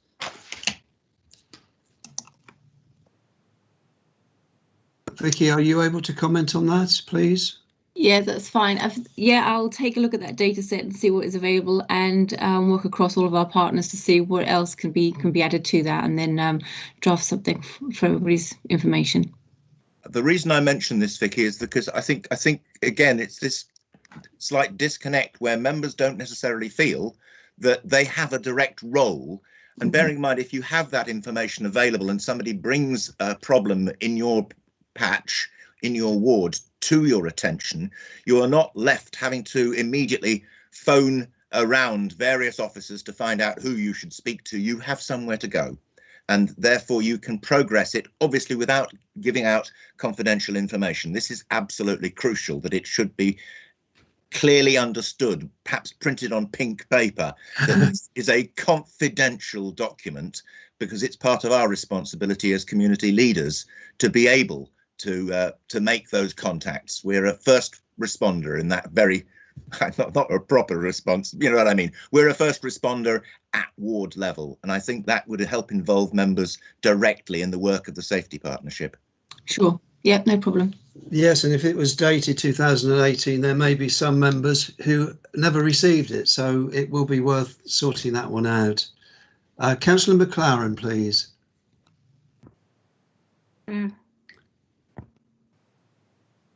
Thank you, Chair. I think a lot of us are thinking on the same lines, really. I just, before Councillor McCraw spoke, I just want to say that I do agree with Councillor Dawson in part about the paucity of detailed information.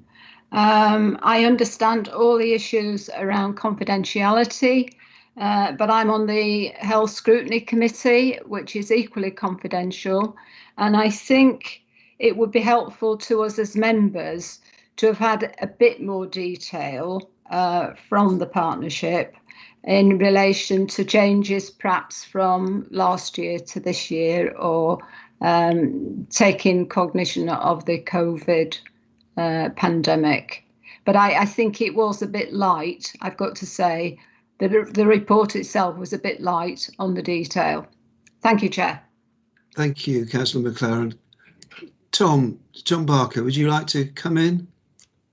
Thank you, Chair. Yes, conscious that the conversation may have moved on slightly, but just recognising that there have been various requests for kind of more detailed information and data. I wondered whether it would be helpful for members in terms of the questions around domestic violence and satellite refuges and such like, just to update since the 1st of April 2020, so over the last year essentially, as councils we've accepted a duty to 30 households who have fled domestic violence, 16 in Babergh and 14 in Mid-Suffolk. Of those 30 cases, we've got 4 who are still in temporary accommodation, 1 in a satellite refuge, and 24 of those households have had positive outcomes, which includes our duty being accepted to them under homelessness legislation, and they've been rehoused either via private rented or social housing. So just wanted to, for members to be aware of that kind of specific information. Thank you very much.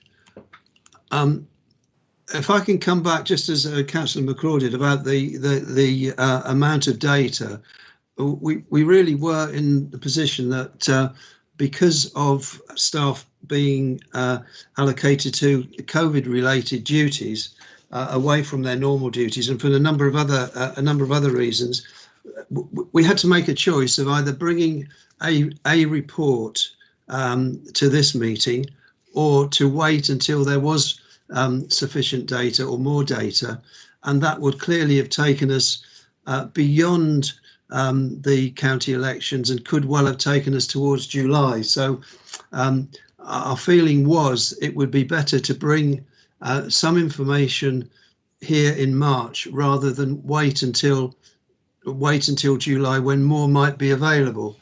Yeah, I mean, I accept that it was largely my request that we did come to this meeting, and officers did point out that because of that there would be less detailed data than would normally be the case. But my feeling was that there was sufficient for us to carry out a review of their activity, the activity carried out by the partnership. Well, we are where we are, so there may be some areas where members would like more information in due course, and we can note that the next annual review, there needs to be more data, but we are where we are, and we've reviewed what we can, and I think we've had a good sounding of what's going on in the county, albeit or in the western area, albeit not all of the data that we might have had. But is there anyone else who wishes to debate, or if that's not the case, can we move on to consider recommendations and proposals, please. I've had a request that the confidential information pack is updated and expanded and any relevant new information added. There's also been a suggestion that there might be a briefing to councillors on antisocial behaviour at an appropriate time, a sharing of procedures, processes and action plans. There was a suggestion that might be a scrutiny topic, but I wonder whether members would see that as a scrutiny topic or whether it would be better that the information is given to all members at an appropriate time. Councillor Dawson, I see that your hand is raised. Yes, thank you. Yes, I just wanted to be really clear. I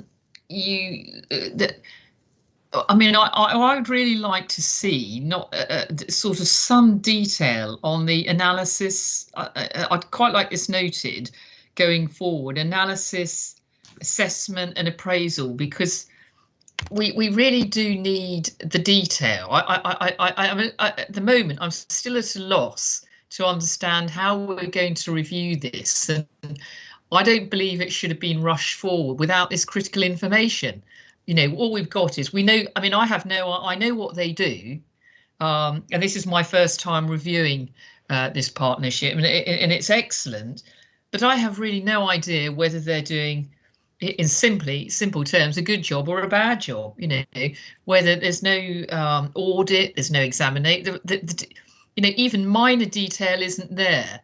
So we have to be really clear going forward what it is we actually require. And we don't want streams and streams of paper. It could probably be all summarised on a couple of sheets.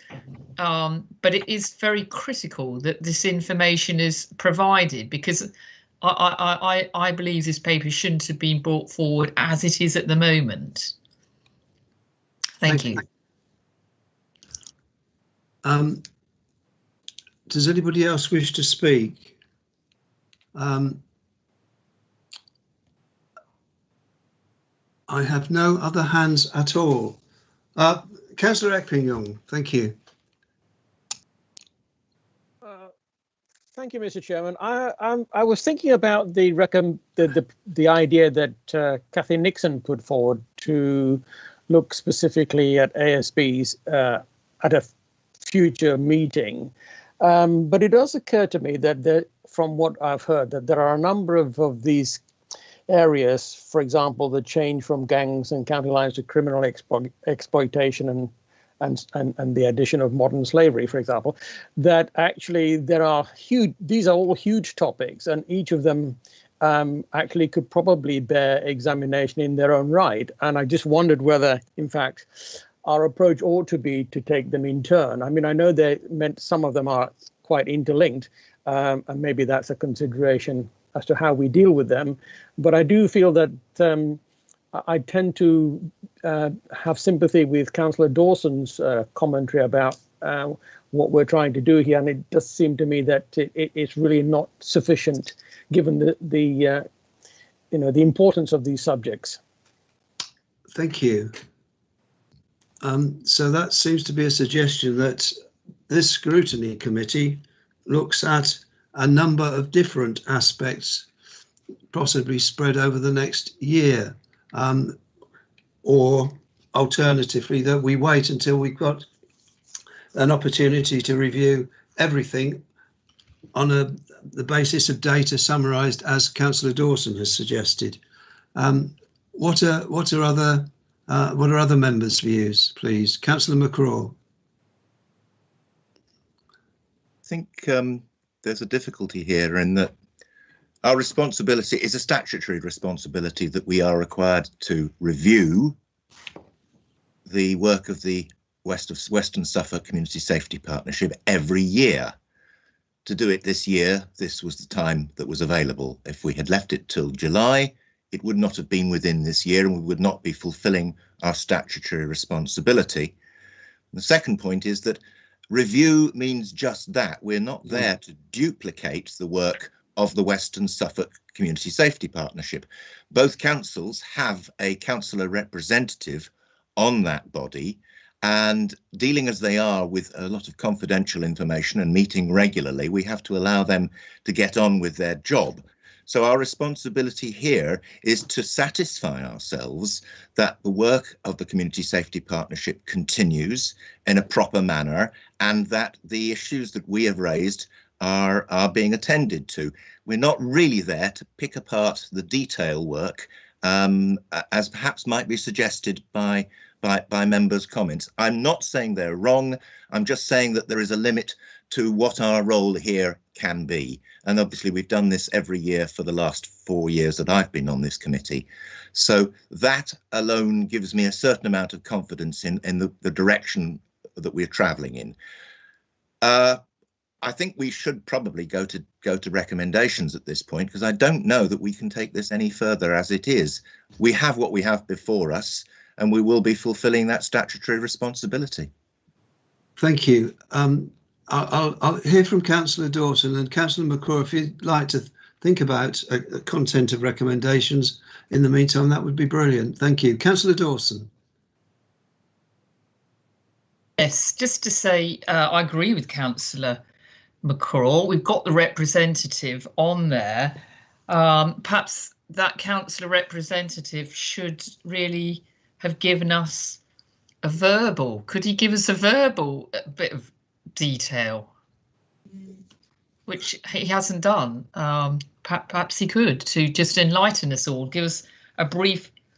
If he obviously has seen this information. He's looked at, obviously knows somebody now, and on some, he must have an overview on some of the detail, as he's the representative. Could that come forward briefly at this point? Councillor Davis. Sorry, are you looking for me to repeat what I said earlier? No, what we're looking for you to do is, for a review, this requires some sort of audit, analysis, investigation, and as Councillor McCraw said, you're the representative. We don't want to re-go over these things at today's date, so perhaps you as the representative could just give us all a sort of synopsis of the detail, because it's not in the paper. Well, I don't know what other councillors think, but I think the paper presented by Vicky is quite comprehensive, and it gives as much as we can at this stage. And it's the same with the paper from Claire and Joanna. It's quite a wide-ranging overview of what we've been doing over the past year. Yes, yes, it says what you're doing, but it hasn't got to conduct a review. It needs, as Paul Epignon and others have said, it just requires some detail. Do you recognise that that's, maybe you don't, do you recognise that's not there? I'm not really sure what more you're asking for. I don't think we're going to get an answer on this one, don't worry. I think what we've been looking for and have looked at in previous years has been to get an overview of the activity, and to discuss the activity, and to point out various aspects that we would like to be looked at in greater depth, or actions to be taken, such as the confidential information pack.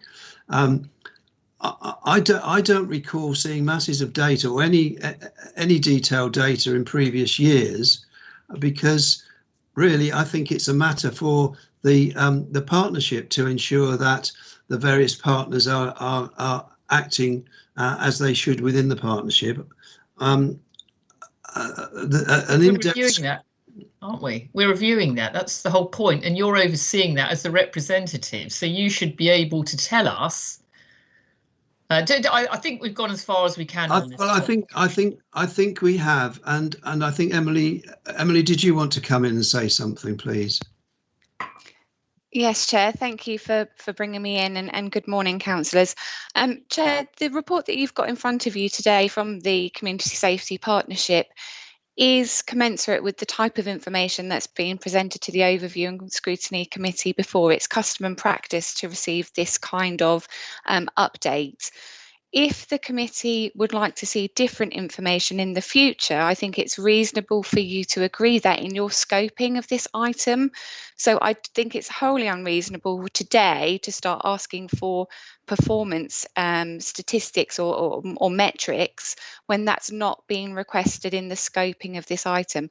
But it is something that the committee could think about in the future if you believe that would enable you to do a further scrutiny or add further value to the scrutiny process. I just think it's unreasonable to try and put cabinet members and other representatives on the spot today with that requesting that information when it hasn't been requested in advance as part of the scoping of the item. Thank you, Chair. Yes, thank you very much. That is helpful, and we could add, if it's members' wish, to add some detail around what we might like to see next year when this annual review comes again. But I think it's quite right that we've not asked for that sort of detail in the past, and particularly during the last 12 months, and the extra work that officers have done, it would be unreasonable to put them on the spot now. Vicky, did you want to add something? You've popped up on the screen. I forgot to take myself down. Only in that I do have some sympathy with Councillor Dawson wanting to see that kind of progress from one year to another, to understand what maybe some of the pinch points are where we need to focus our attentions. That's certainly something that I will take on board, and we'll start building that picture up, and we'll be able to bring back at some point. So that's fine. Thank you. Thank you very much. Councillor Dawson, your hand is still up. Are you reasonably content with that response?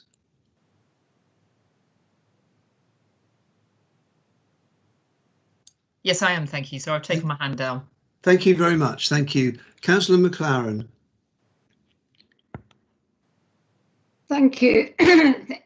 Sorry. Thank you, Chair. Can I just ask the Chair and members whether the way the recommendation was designed, that people look at that, because the recommendation was to review and scrutinise. Now, scrutiny is something that we do. Would it be better if the recommendation was to review rather than add the scrutiny into it, just to make it more, amenable to everybody? Councillor McLaren, I think you're absolutely right, and I think the recommendation would be, if it was agreed, would be something along the lines of that the Joint Committee have reviewed the activity rather than we have reviewed and scrutinised the activity.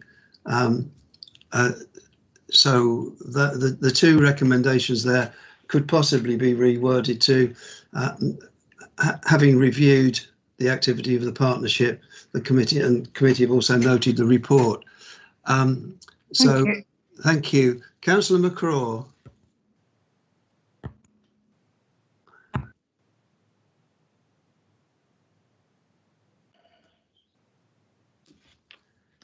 Oh dear.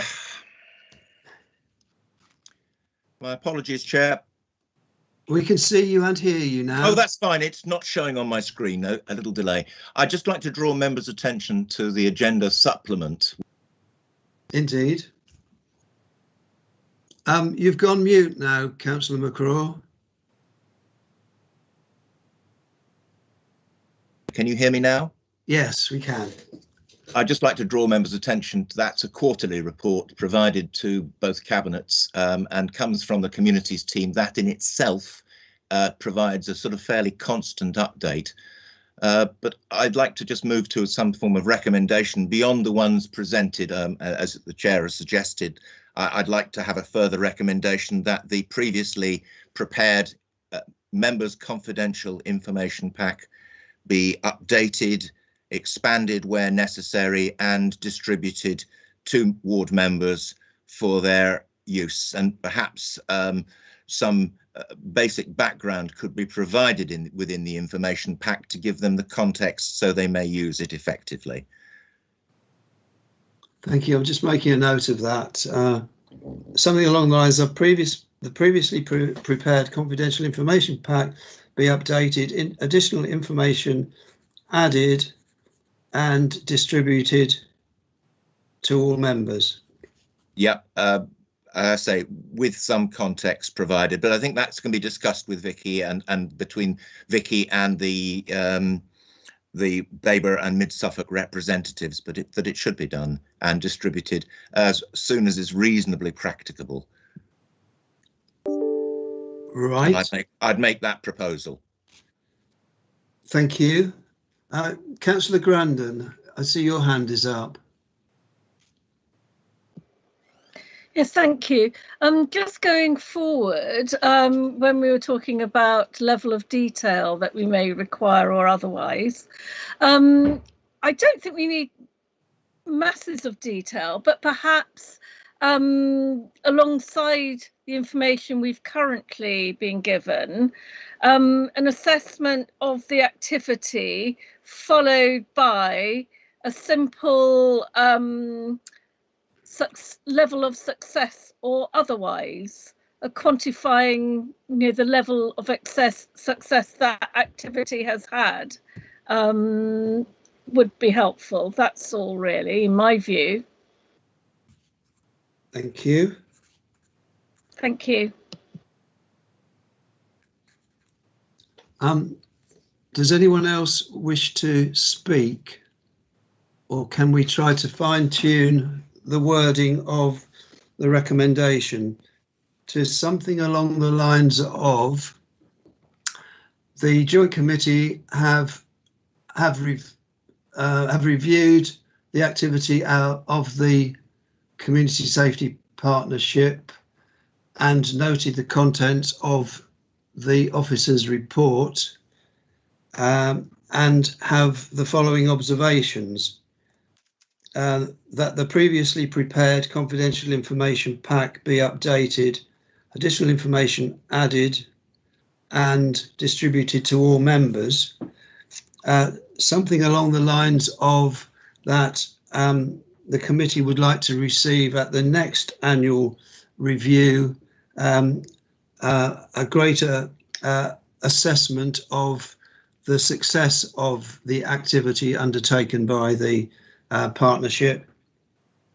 And did we also want to add something as a specific proposal around a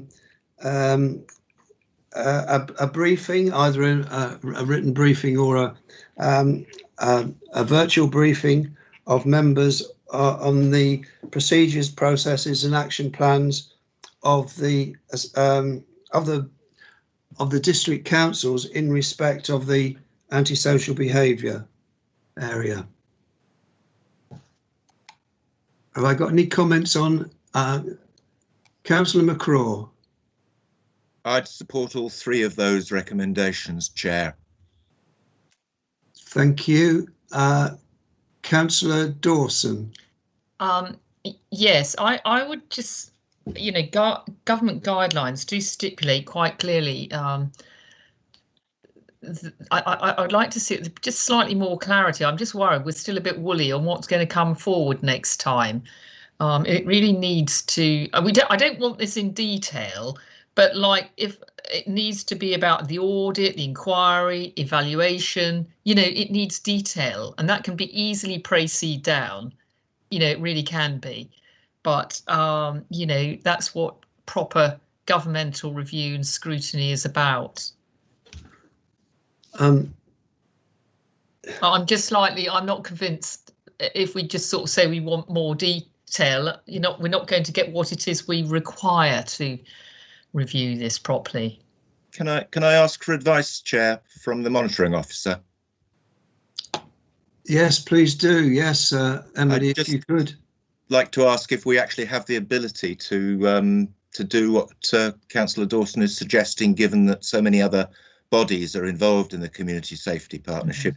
Would we be overextending our reach in governance terms?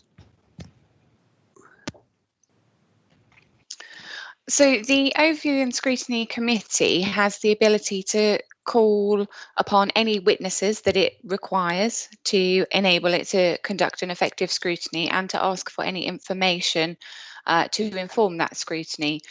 I would suggest, Chair, that given that no councillor is proposing any specific information at today's meeting, that actually you probably need to make a more general recommendation today, and then task a number of councillors, perhaps Councillor Dawson would like to be part of that, to then work up what that means in terms of the specific information that you would like to request for the next annual scrutiny of this topic. I'm happy to do that. And Emily, should we do that as a formal group or just informally by the chairs contacting? Informally would be. Yes, yeah. Informally is fine, Chair. Yeah, thank you. So, Councillor Dawson, what I've written down then, perhaps this would satisfy you for now. The next annual review to include an evaluation of the effectiveness of the activity of the partnership, and then we will discuss the detail that needs to go into that evaluation. It's the effectiveness, and it's. Did you say evaluation? Evaluation of the effectiveness. Yeah. Yes. Yeah. Okay. Thank you. Councillor Ekping-Yong, please.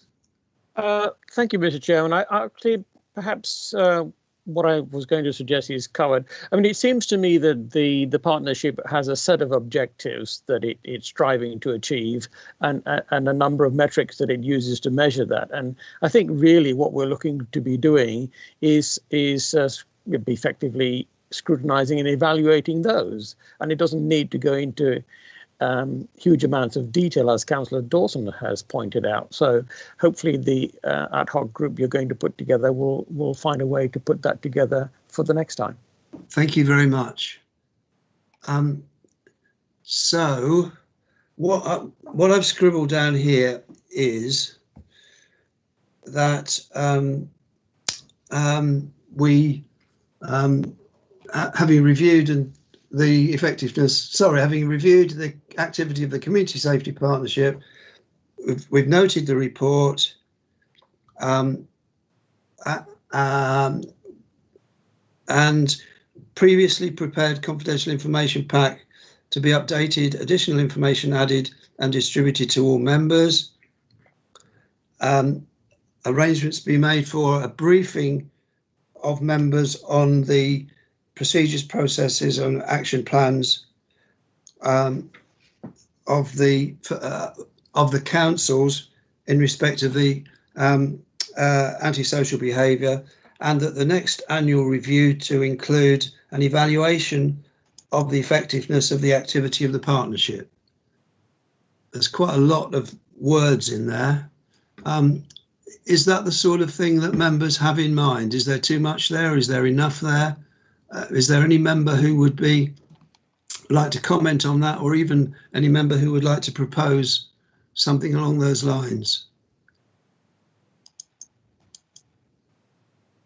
I'm happy to propose it. Thank you very much, Councillor Dawson. And do I have a seconder, please? Councillor Ekping-Yong.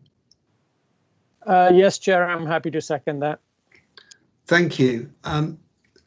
I don't believe there's any need for any further debate on that unless somebody feels quite strongly that that is necessary. And so, Henriette, I've got it scribbled down here. I don't know how much you've managed to write down. I believe I have most of it, Chair, but apart from the arrangement made for member briefings to be, sorry. Arrangements to be made for briefing members of the councils on the, I guess just the action plans will be necessary in respect of antisocial behaviour. Okay. Councillor Carter, you've got your hand up.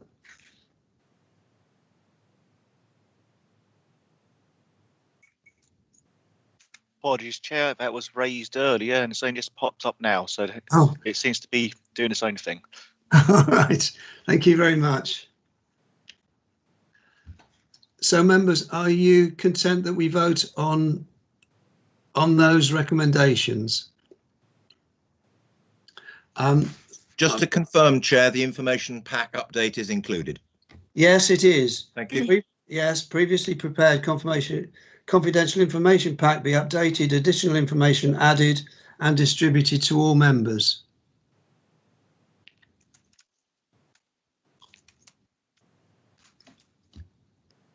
So. Okay. Yes, Chair, I have it all now. Would you like to go to the vote, Chair? Yes, please. Or yes. would you like me to read it all again? Does anybody want to have it all read again, or are you content that we've captured it all? I'm having no hand saying it's got to be read again. It's all captured, Mr. Chair. Thank you very much, Councillor Osborne. So can we then all go to the electronic vote, please? And it is to note the report and agree the recommendations as read by the governance officer. And that vote that's now in progress, I believe. Yes, I've started the vote for you, members. If you please can go and cast your vote on the app.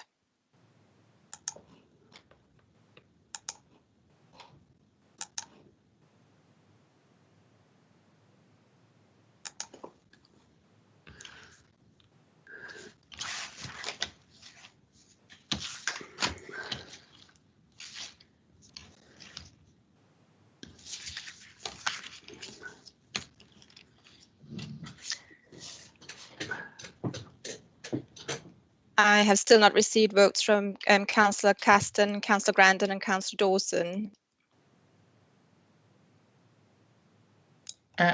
Mine seems to have gone through. It's fine. It's coming through now as I speak. Thank you. Councillor Grandin, are you still okay? We have all the votes now, Chair. Sorry about that. Thank you. And that's 11 votes for. Thank you very much. Thank you. Can I thank everyone who's attended specifically for this item, the officers and members who have attended. Thank you very much. It's been a very full discussion. So yeah, we're very grateful that you were able to attend for that. We now move on to the next item, which is the forthcoming decisions list. Does any member have any comment on the forthcoming decision list, please? Thank you. The decision list is just for noting.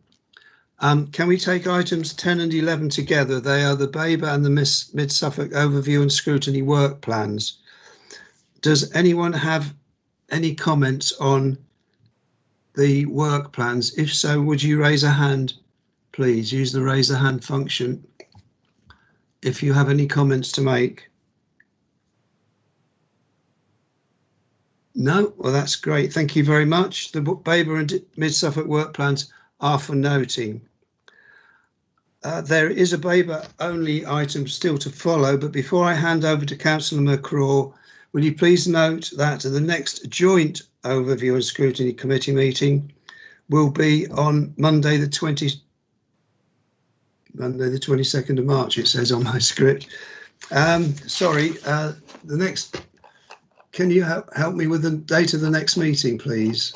Certainly, Chair. Let me just, I do apologise for that error on my behalf. Let me just have a look. The next joint overview scrutiny committee will be in June.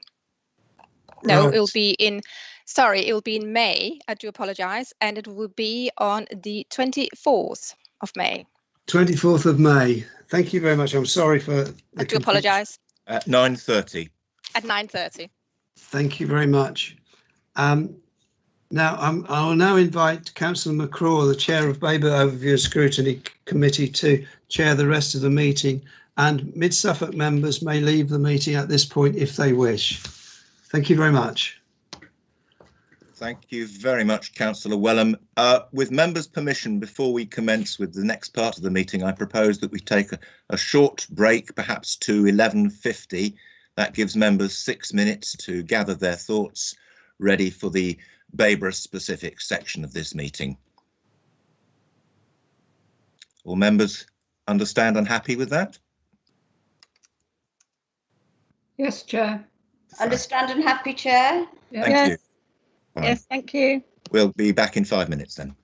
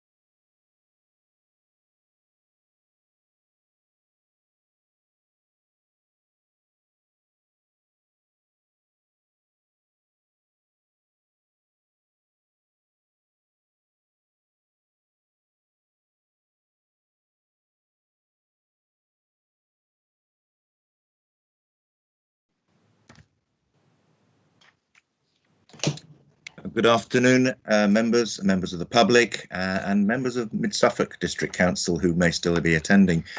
This is the Babergh section of today's Overview and Scrutiny Committee meeting, and we'll be dealing with specifically Babergh matters.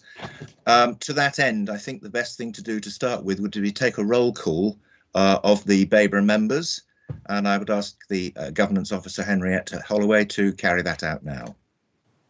Thank you, Chair. I'll start your roll call now. Please respond. Councillor Dawson. Present. Councillor Grandon. Present. Councillor Gould. Present. Councillor McCraw. Present. Councillor McLaren. Present. And Councillor Osborne. Present. All are present, Chair. Thank you very much, members. Well, before we carry on, then we'll get straight into item 12 on the agenda today, which is BOS 20/6, to confirm the minutes from the meeting held on the 15th of February 2020. That can be found on page 47 of your original agenda. Are there any comments on those minutes?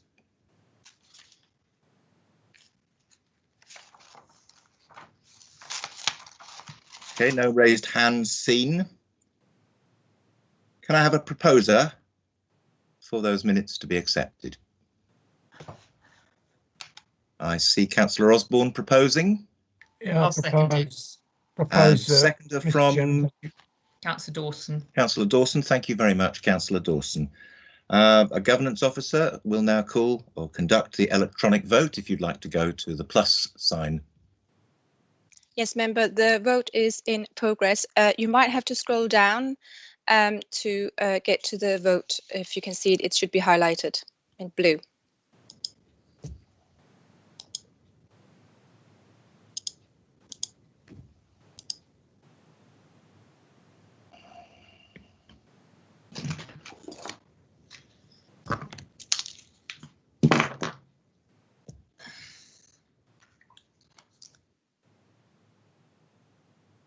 Thank you, Chair. We have received all Babergh members' votes, and that is 6 votes for. Thank you very much, Henriette. Item 13 on the agenda is the call-in of the Babergh Cabinet decision made on the 11th of March 2021.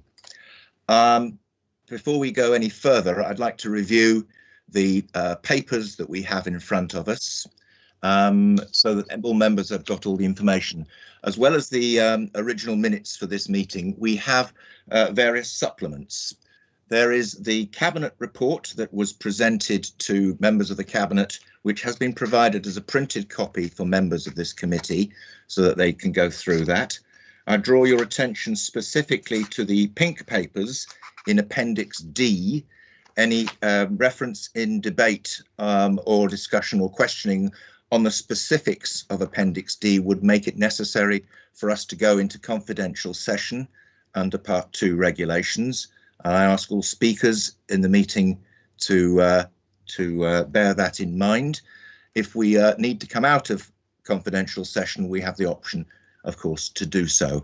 I'd prefer as much of this meeting to be conducted in a transparent manner, in open session, but if it's not possible, it's not possible. The other papers you have available for you are the agenda supplements. I'm just going through them now. The largest of these actually contains the entire infrastructure plan for Babergh and Mid-Suffolk. And in fact, that could be defined as probably not crucial within the Cabinet discussions. It's been provided for us simply because it was provided to the Cabinet. Therefore, we must have the same information available. The third supplement is a, sorry, I'm going through so many pages here. Second supplement is the protocol itself for the call-in, which is going to be an item on today's agenda item 14. That will need to be agreed. And the final agenda supplement is a statement from the monitoring officer on this matter. I propose to insert the statement from the monitoring officer within the protocol at the point 6.5, just after 6.5, when the Cabinet members and the lead signatory have completed their summaries of their respective cases. I believe that will be the appropriate point, and the monitoring officer has so far agreed with me. Any comments or questions from members, or have I missed anything, Henriette? Chair, I am very sorry. I need to let you know that the numbering on the protocol has changed, and instead of 6 in front of all the bullet point, we now have 4. It was updated late on Friday. I do apologize. I think you're working, but everything else remains the same. It's just the numbering. So yes, if we just have a 4.6 or 4.5, I do apologize. I will adjust as I go, and you can correct me as I go. I see a hand raised. I'm uncertain as to whom that's from. It doesn't have a name attached. Chair, I do believe that's Councillor Osborne. Councillor Osborne?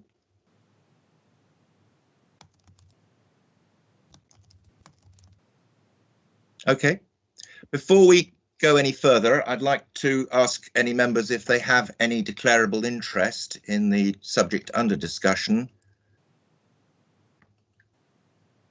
That's members of the committee itself. Councillor Grandon.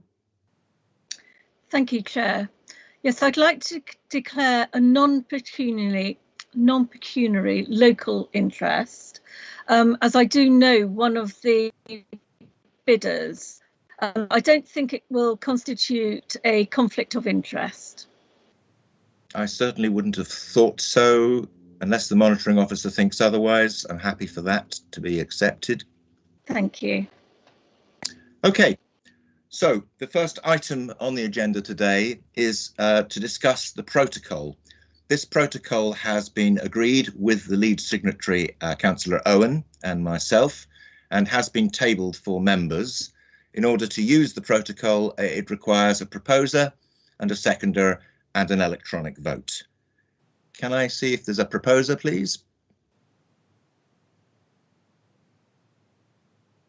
Well, I'm happy to propose it if nobody else will. Do I have a seconder? Councillor McLaren or Councillor Gould? Well, we'll take Councillor... I'm happy to second that. OK, thank you very much for your attention. Councillor Gould, thank you as well. OK, in that case, we'll go to the electronic vote, and I'll ask Henriette to open that now. Oh, shit. Your microphone may be on, Councillor.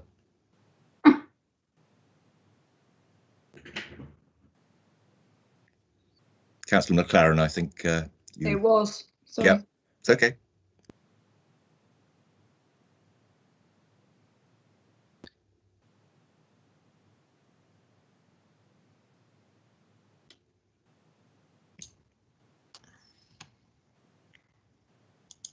Don't know about anybody else. I've got nothing coming up on mine.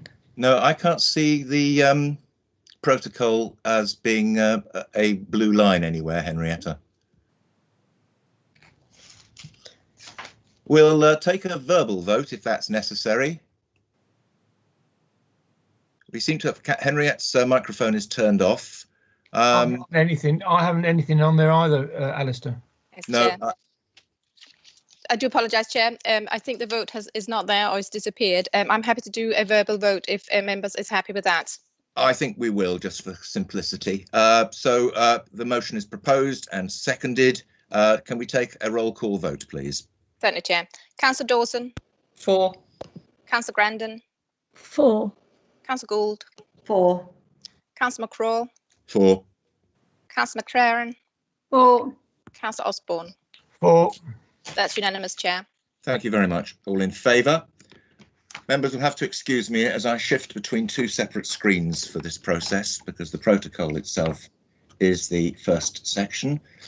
The protocol now being agreed, I have to introduce the call-in itself, and I ask members to agree the scope of the call-in based on the valid points made in the call-in notice.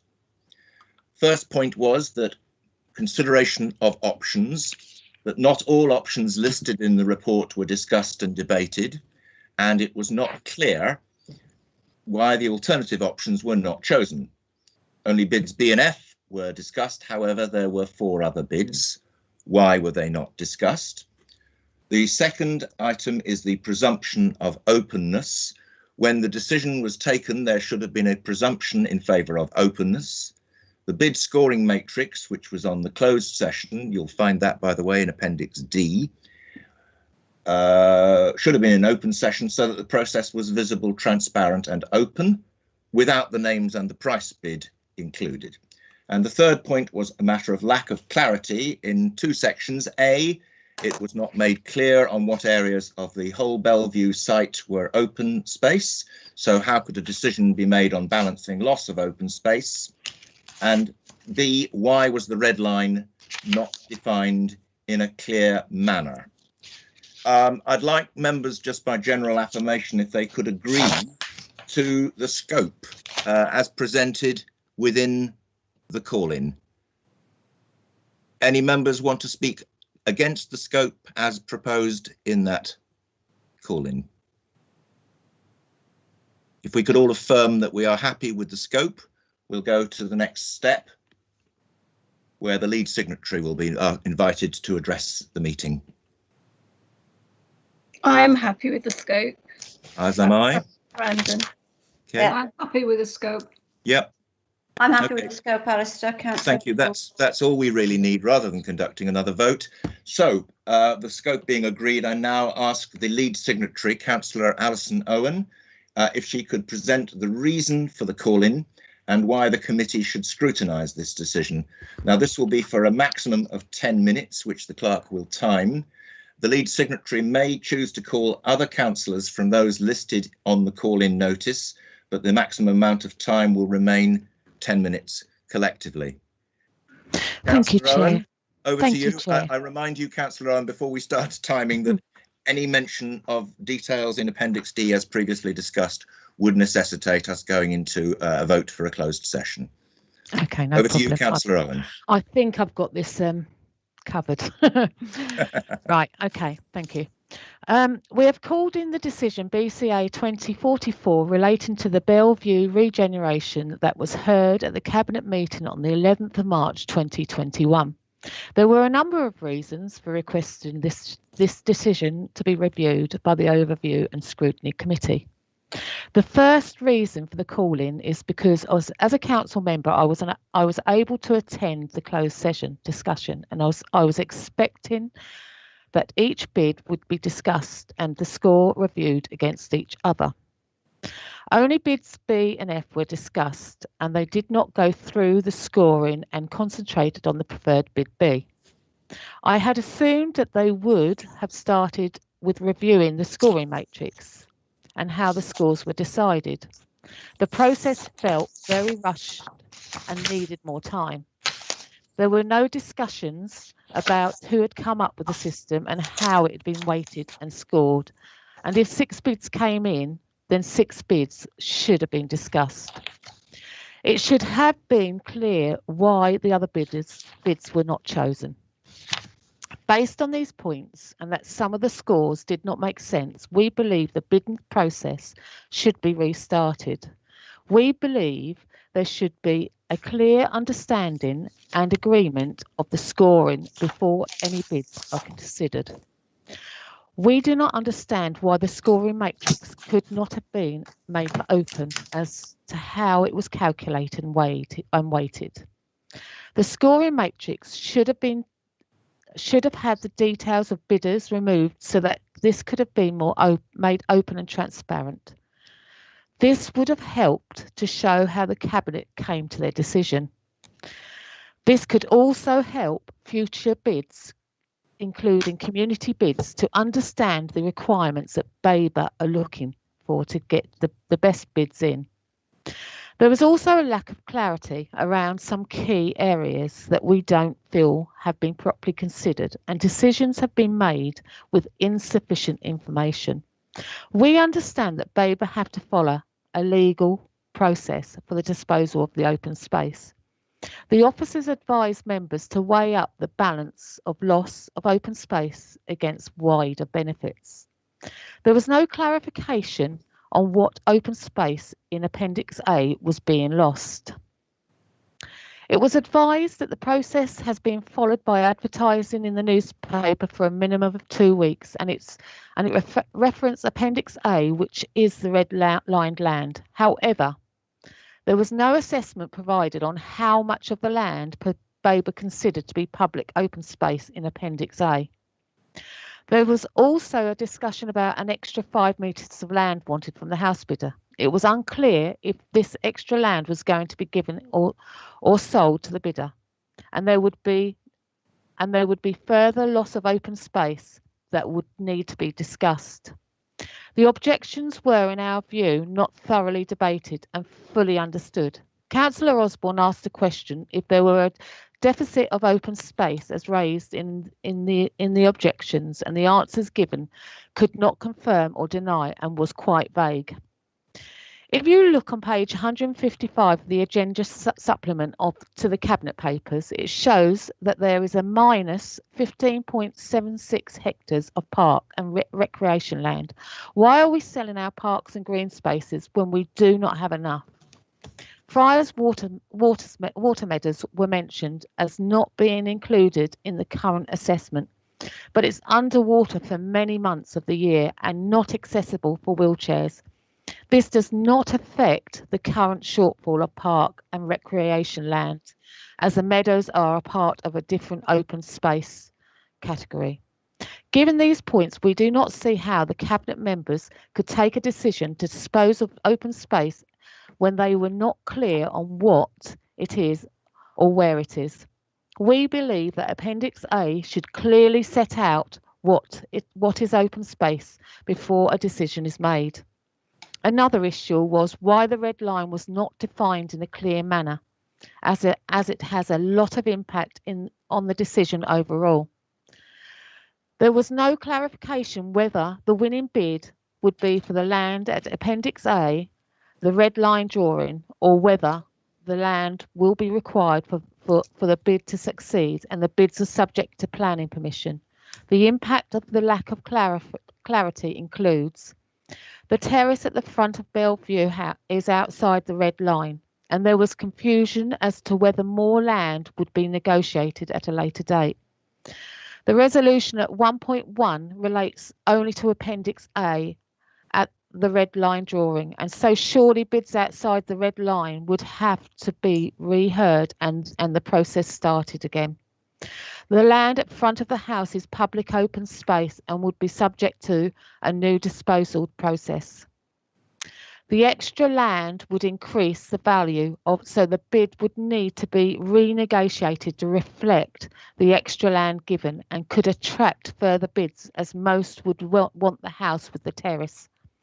Given these key issues, the preferred bidder requires additional land. The marketing process should be started again, as a disposal agreed by the Cabinet was only for the land in Appendix A and nothing further.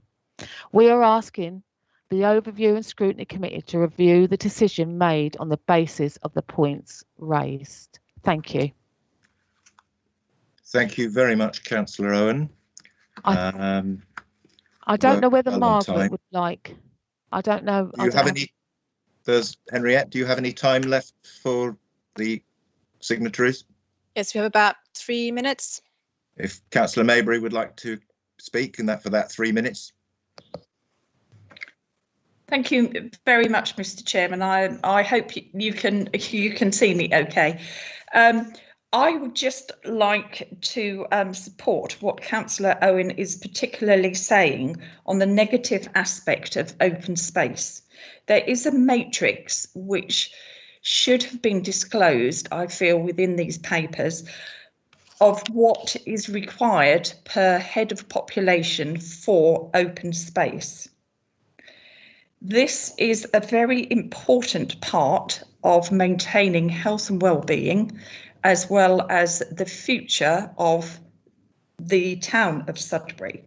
And that is the clarification that I feel Overview and Scrutiny should ask for. Thank you.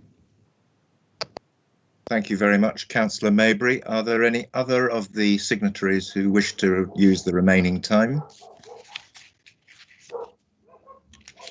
If that isn't the case, then I'll now ask the Cabinet members to present the reasons why the decision was taken by the Cabinet, these being Councillor Michael Holt, Cabinet Member for Economic Growth, and Councillor David Busby, Cabinet Member for Assets and Investments. The time can be split any way you like. You have a maximum of 10 minutes. I would assume, Councillor Holt, you're starting. Yes, I'll give a summary of what happened at the Cabinet meeting. Right, Bellevue site is a long and complex history, and the house and the outdoor pool site have remained unused for a number of years since the council resolved to dispose of the site in 2013. Some public uses of these areas have been re-provided, including public swim and fitness at the Kingfisher Leisure Centre, which has just recently had a £2.4 million upgrade, a new skate park and multi-use gaming within the wider park. This has been a costly upkeep for the council, as in the site, and it's such a key gateway into the central area of Sudbury. This has remained underutilised, and it is not making any contribution to the economic health of the town and our vision ambitions or enabling further investment. No firm consensus on its future and viability issues have led to the site remaining dormant.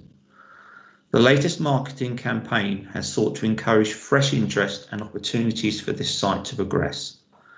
During the Cabinet meeting, the objections, which were 32 in total, for the disposal of the house and part of the old pool site were considered. Objection grounds range from loss of open space, which has been mentioned, to planning matters, to views on the future use of the whole site or just the house, and on the marketing period and process. The Cabinet balanced and carefully determined the grounds for the objections with its wider approach for the site for the best benefits of the town. In deciding to progress with a disposal, the Cabinet considered the 6 bids received by informal tender by the 12th of February 2021. And after debate and careful consideration, a preferred bidder was chosen. Although there was no obligation to select any of the bids for progression, all proposals were subject to planning, and all bids received included retaining or refurbishing or indeed repurposing the house in some form.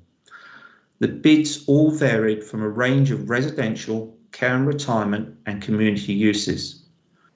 The Cabinet also considered a recommendation of diverting up to 100% from any sale proceeds into the creation of a new accessible park entrance, cafe, toilets, so that the park amenities and local community and visitors would benefit directly from any capital receipt.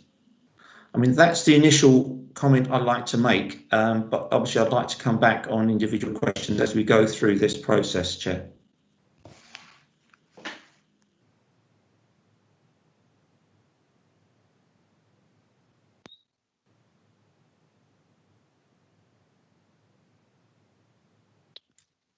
Councillor McCraw.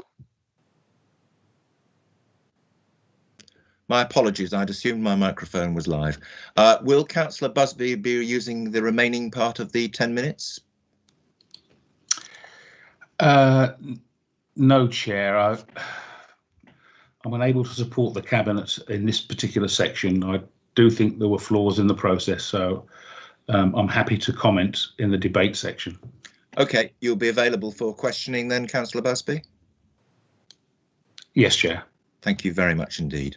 So at this point, the Cabinet members now being finished, I'd like to invite members of the committee only, if they'd like to ask any questions of either the lead signatory or either of the Cabinet members for further information.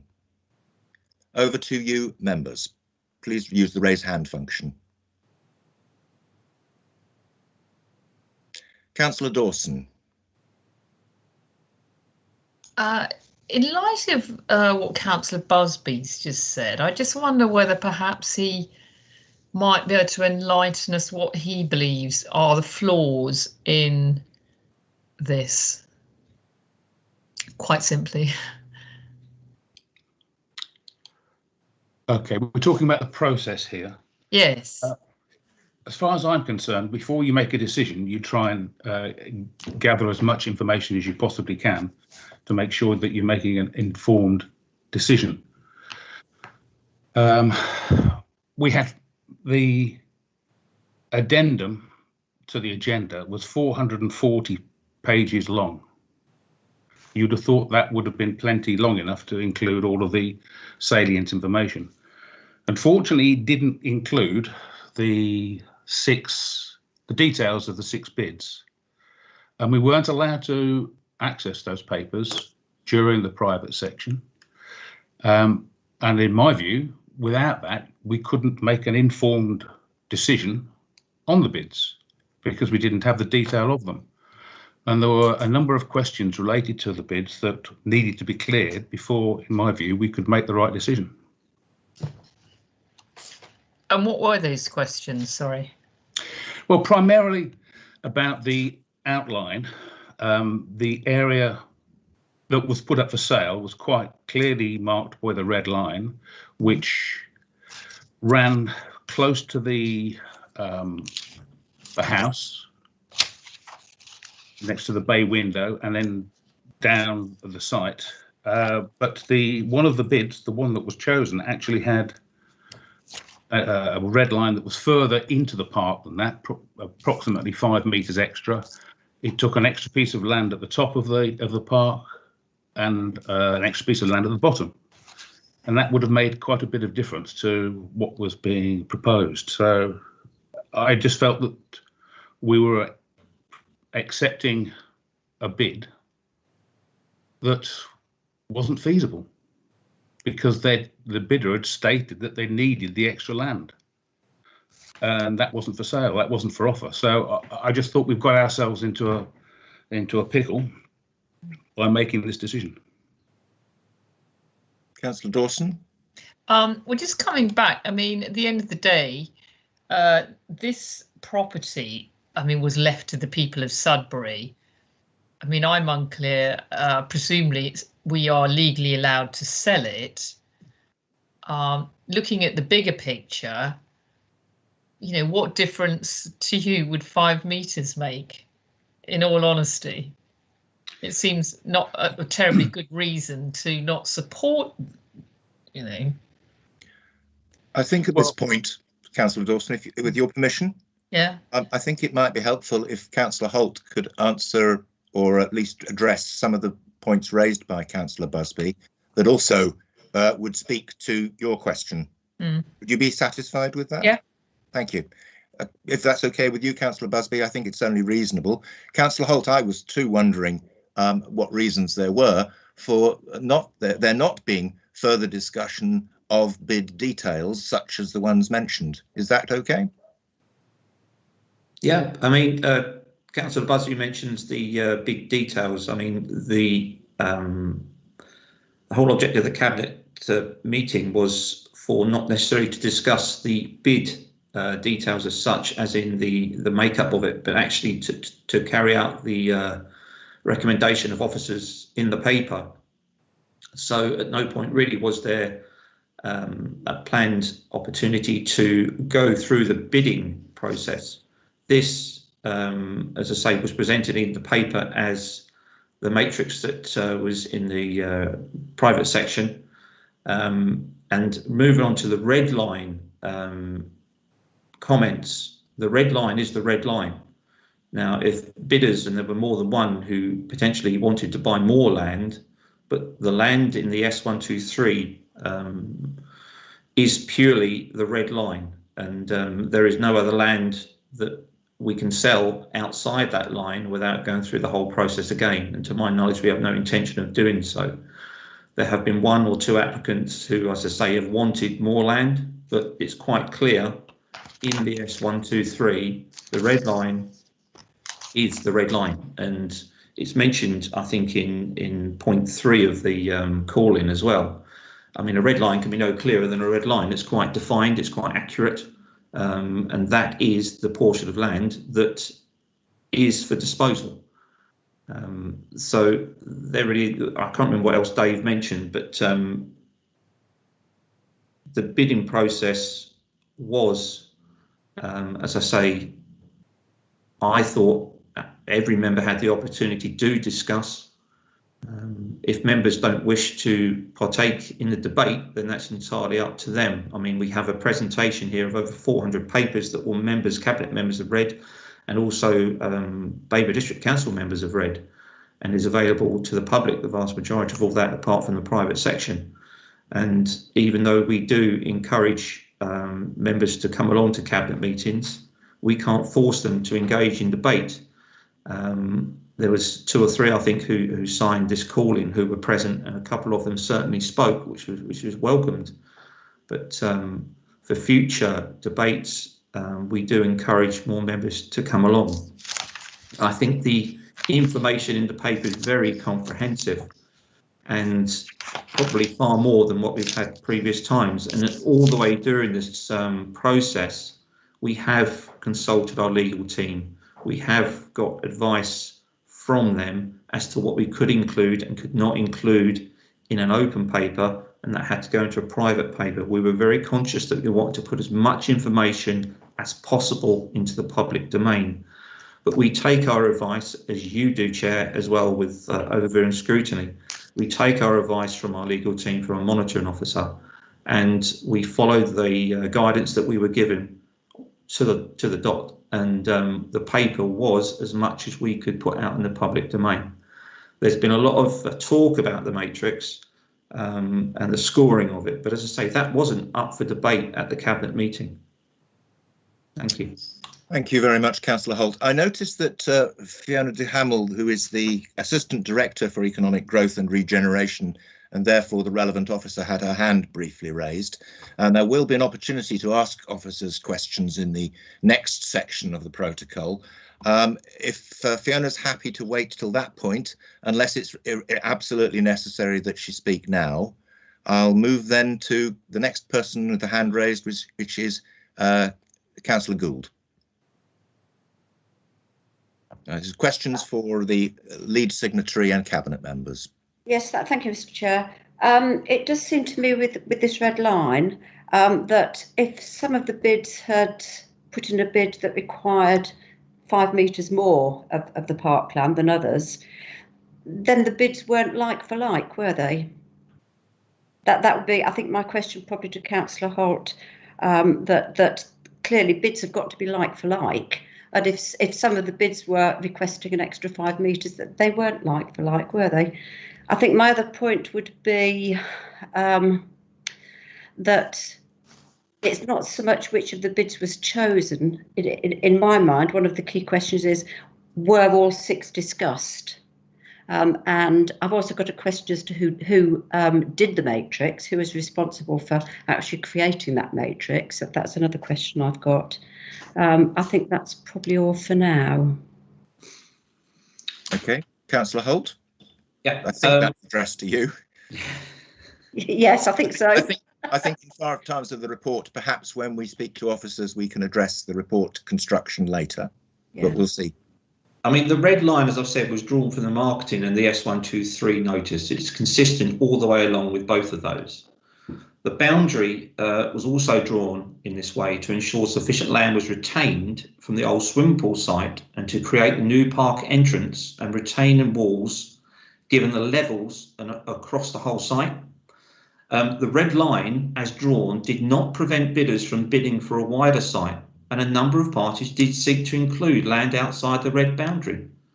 But that was up to them. We are quite defined of the area that is up for sale within that notice, and that is all the land that we intend to sell with this bidding, purchase and subsequent any development that goes on. That is the red line. I can't be more specific. That is the area that is up for disposal.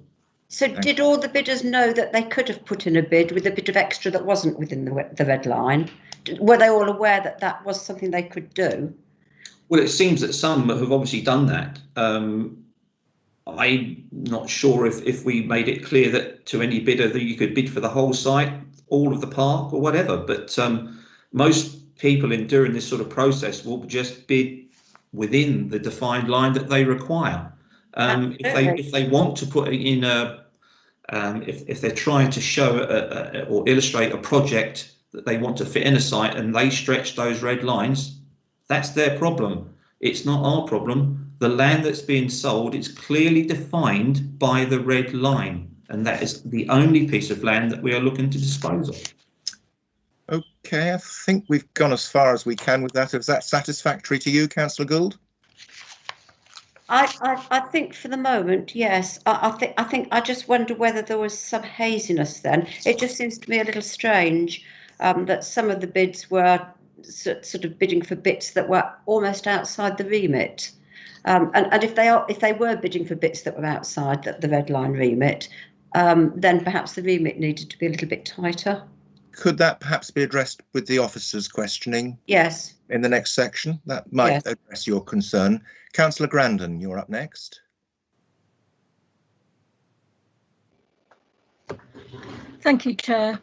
I'd like to ask Councillor Owen what her objective is with regard to the call-in, what she would like to achieve with this, because if there is a clear successful bidder, it seems to me that the outcome might be the same anyway. So what is Councillor Owen's objective in bringing this call in, please? Thank you, Councillor Grandon. I want it all looked at and done properly. I want everything to be open and transparent. So I would like the objective is for everyone to see how they made the bid, how they actually made it all. I've got the objections in here. So to make sure the scoring matrix were properly considered, to make sure everything was discussed properly, make sure the loss of open space is assessed properly, and make sure the objections were thoroughly heard. I just think everything was so rushed, and I would like to see it go back again, even if they do make the same choice. It's not the choice, it's how it was done. So even if they made the same choice, I would like to see it done properly. That's very helpful. Thank you. Okay, thank you very much, Councillor Owen, Councillor Grandon. Councillor McLaren, you have your hand raised. I'll come back to you later, Councillor Holt. Thank you, Chair. When I was reviewing the papers, Councillor Holt, I was trying to, having looked at the previous proposal for a hotel falling through in June, I was trying to determine what the rules were around the bidding process. What time span is there from the first advert to the close of the bidding process? When I looked at the information, it gave me the closing date, which originally was the 22nd of January, but it didn't give a starting date. What is your understanding of the length of time for the bidding process? I'll refer to Fiona for the start date of the bidding process, if I may, because I can't remember off the top of my head when that was. The S123 notice went in just before Christmas and was run, I think, for a total of 3 weeks. But the bidding process was extended by a couple of weeks. But Fiona, have you got the exact dates? I'm just looking for that, Michael. I think it was either I think it was something like the 14th of December. So it was a couple of weeks before Christmas that I think it is in the it's in the confidential paper, which obviously we can't talk about. So we might want to come back to that later, but it is set out in the marketing information. So originally we went from the 14th to the 22nd, and that included the Christmas period. Yes, that's correct. There's obviously no right answer in terms of marketing of properties on an informal tender basis. The reason we extended it is because as expected, we had good interest, but the government also announced further lockdown measures, and in order to be able to conduct or offer sufficient viewings, we extended the deadline.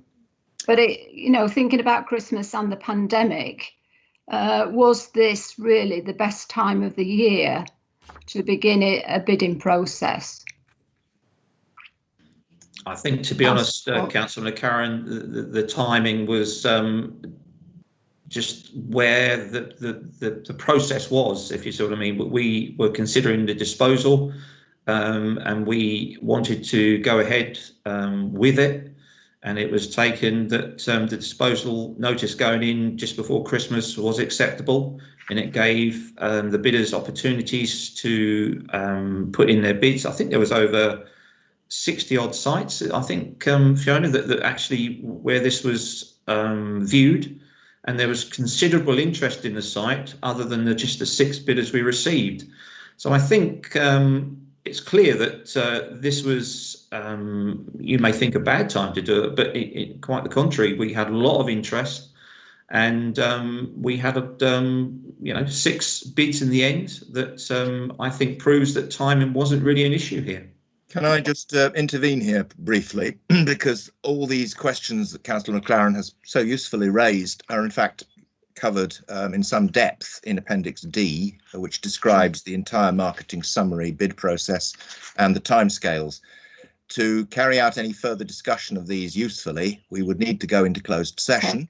Thank you. I'm happy to do that if that is what members wish to do, because it is entirely relevant to your questions, or it could be done at some later point in the meeting. What I'd like to do for the moment is go to the other questions for the hands raised that we have, and then maybe come back to this specific matter of the bidding process. Is that satisfactory to you, Councillor McClaren? That's fine, Chairman. Thank you. You very much. Councillor Dawson. Yes, this is a question really for Councillor Holt, coming back to what he said. Strategic priorities are linked for this matter, and in 5.3, 4 of them are there, which were used as part of the evaluation process. Firstly, can you tell us what the other 2 strategic priorities are that you took into consideration, because they're not in the paper? And secondly, were those 2 taken into account, because this is part of the strategic corporate plan, which you obviously oversee? Sorry, what part of the paper was that, please, Councillor? If you look at 5.3. What page is that, please? Oh, sorry, page. Oh, it hasn't got page number at the bottom. Oh, I don't have page numbers, I'm afraid, Mike. And when it's wherever 5 in the paper, it's 5.3. Yeah. This would be in the cabinet papers regarding strategic priorities linked to this matter. Include A, rejuvenating our vibrant market towns. Yes. B, thriving, attractive, sustainable and connected communities. I'm reading this out just for convenience, Sian. A robust financial strategy and recognising the need to provide appropriate housing for an ageing population. So these are linked to the matter. Sorry, and if I could just, yes, but it goes on to say there are 6 corporate and it's outlined 4. So what I'm asking is, were the other 2, can you say what those 2 were, and were they applied as part of the evaluation process to meet our corporate plan? Item 5 our strategic priorities did those other 2 strategic priorities, do you know what they are? I mean, they're not in here. Councillor Dawson, I'm unclear as to where this is going, since the matter well, because in the back of the plan, if you look at Appendix D, I don't want to go into too much detail, but the evaluation quite clearly, when it comes to the scoring, the quality factors outline what strategic priorities are. Okay. And 4 of those are outlined. Fine. In that case, we would. Sorry. We would. I'm afraid any reference to the content. Can I finish? At the moment, Councillor Dawson, I'm just going to have to stop you there. I'm sorry, but any discussion of reference from the open public papers to the reserved matters paper necessitates discussion of the reserved matters. I'm not quite convinced, I'll be frank with you, that the strategic consideration is relevant to what is fundamentally a procedural call-in, which is what this is. It's about the procedure undertaken by the Cabinet, and I've got a feeling that strategy is at a higher level than the matter under consideration. That's my only thought, and I'm just trying to keep us focused on the nature of the call-in itself. This seems to me to be dragging something else in. Okay, can I come back in the to call-in? Sorry, Yeah, by all okay. means. Sorry, I'm here to review this. Would you like me to come back to this matter at a later date? Because clearly this is in the public part of the paper, and that's why I'm not alluding to the evaluation. No. Would you like me to come back to it? Yes, you have referred though to the confidential papers. So, but I'm not sure the strategic matter is what we are here to consider the call-in itself under the points raised in the call-in. They themselves, Councillor Dawson, do not raise a strategic matter as you outline. So therefore, that's outside the remit of this committee, in my view. Sorry, well, in my view, with all due respect, it's not that. Yeah, but I mean, you can say so, Councillor Dawson. Yeah. But I think we'll take advice from the monitoring officer. We'll leave it to the monitoring officer to determine this. But I'm determining that I think this might be beyond the remit of this call-in. Emily, can you help us here? Yes, Chair, thank you. The committee's agreed the scope of the call-in by looking at the 3 call-in points at the very start of the discussion of this item. The call-in points do not talk about the scoring matrix in terms of what elements were scored or the weighting. It simply talks about whether or not the scoring matrix should have been included in the public part of the papers. Therefore, the Overview and Scrutiny Committee should not be looking at the detail of the scoring matrix. It's the question of whether or not it should have been published, which is under scrutiny as part of the call-in. Is that okay, Councillor Dawson? Well, yes, I'll come back, I think, at a later date, if you don't mind. But as I say, if it comes back to strategy, it may not be necessary. Councillor Osborne, you're next to speak. Yeah, thank you, Mr. Chairman, and good afternoon, Councillor Holt. My question is about the bids. Was one of the bids requesting to go outside the red line one of the community bids, please? I'm not sure I'm really permitted to discuss that, to be honest. Emily, what do you think?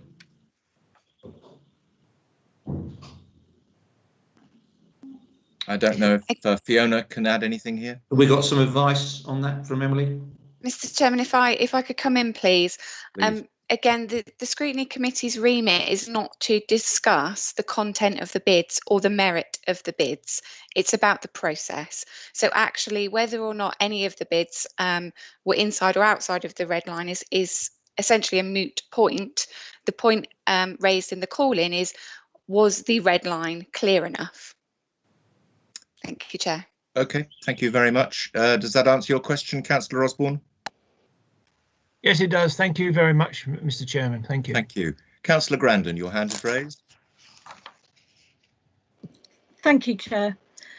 I'm not sure if I've missed something, but one of the main points that the lead signatory discussed for her call-in was the consideration of options. And it's asked, were only bids B and F discussed? I don't know if I've missed it, but were only bids B and F discussed? Well, I certainly made it clear in the meeting that we had 6 bids on the table. Now, through recollection, I don't remember if all of those bids were discussed. I don't think they all were in-depthly discussed on the day. But as I said before, all members had all this presentation, all the paperwork given to them prior to, as would always be the case. They should have obviously have read that, digested it, and if there was questions or debate to be considered or taken on the day, that was up to them to initiate that debate. But all the information that they needed and required was presented to them beforehand.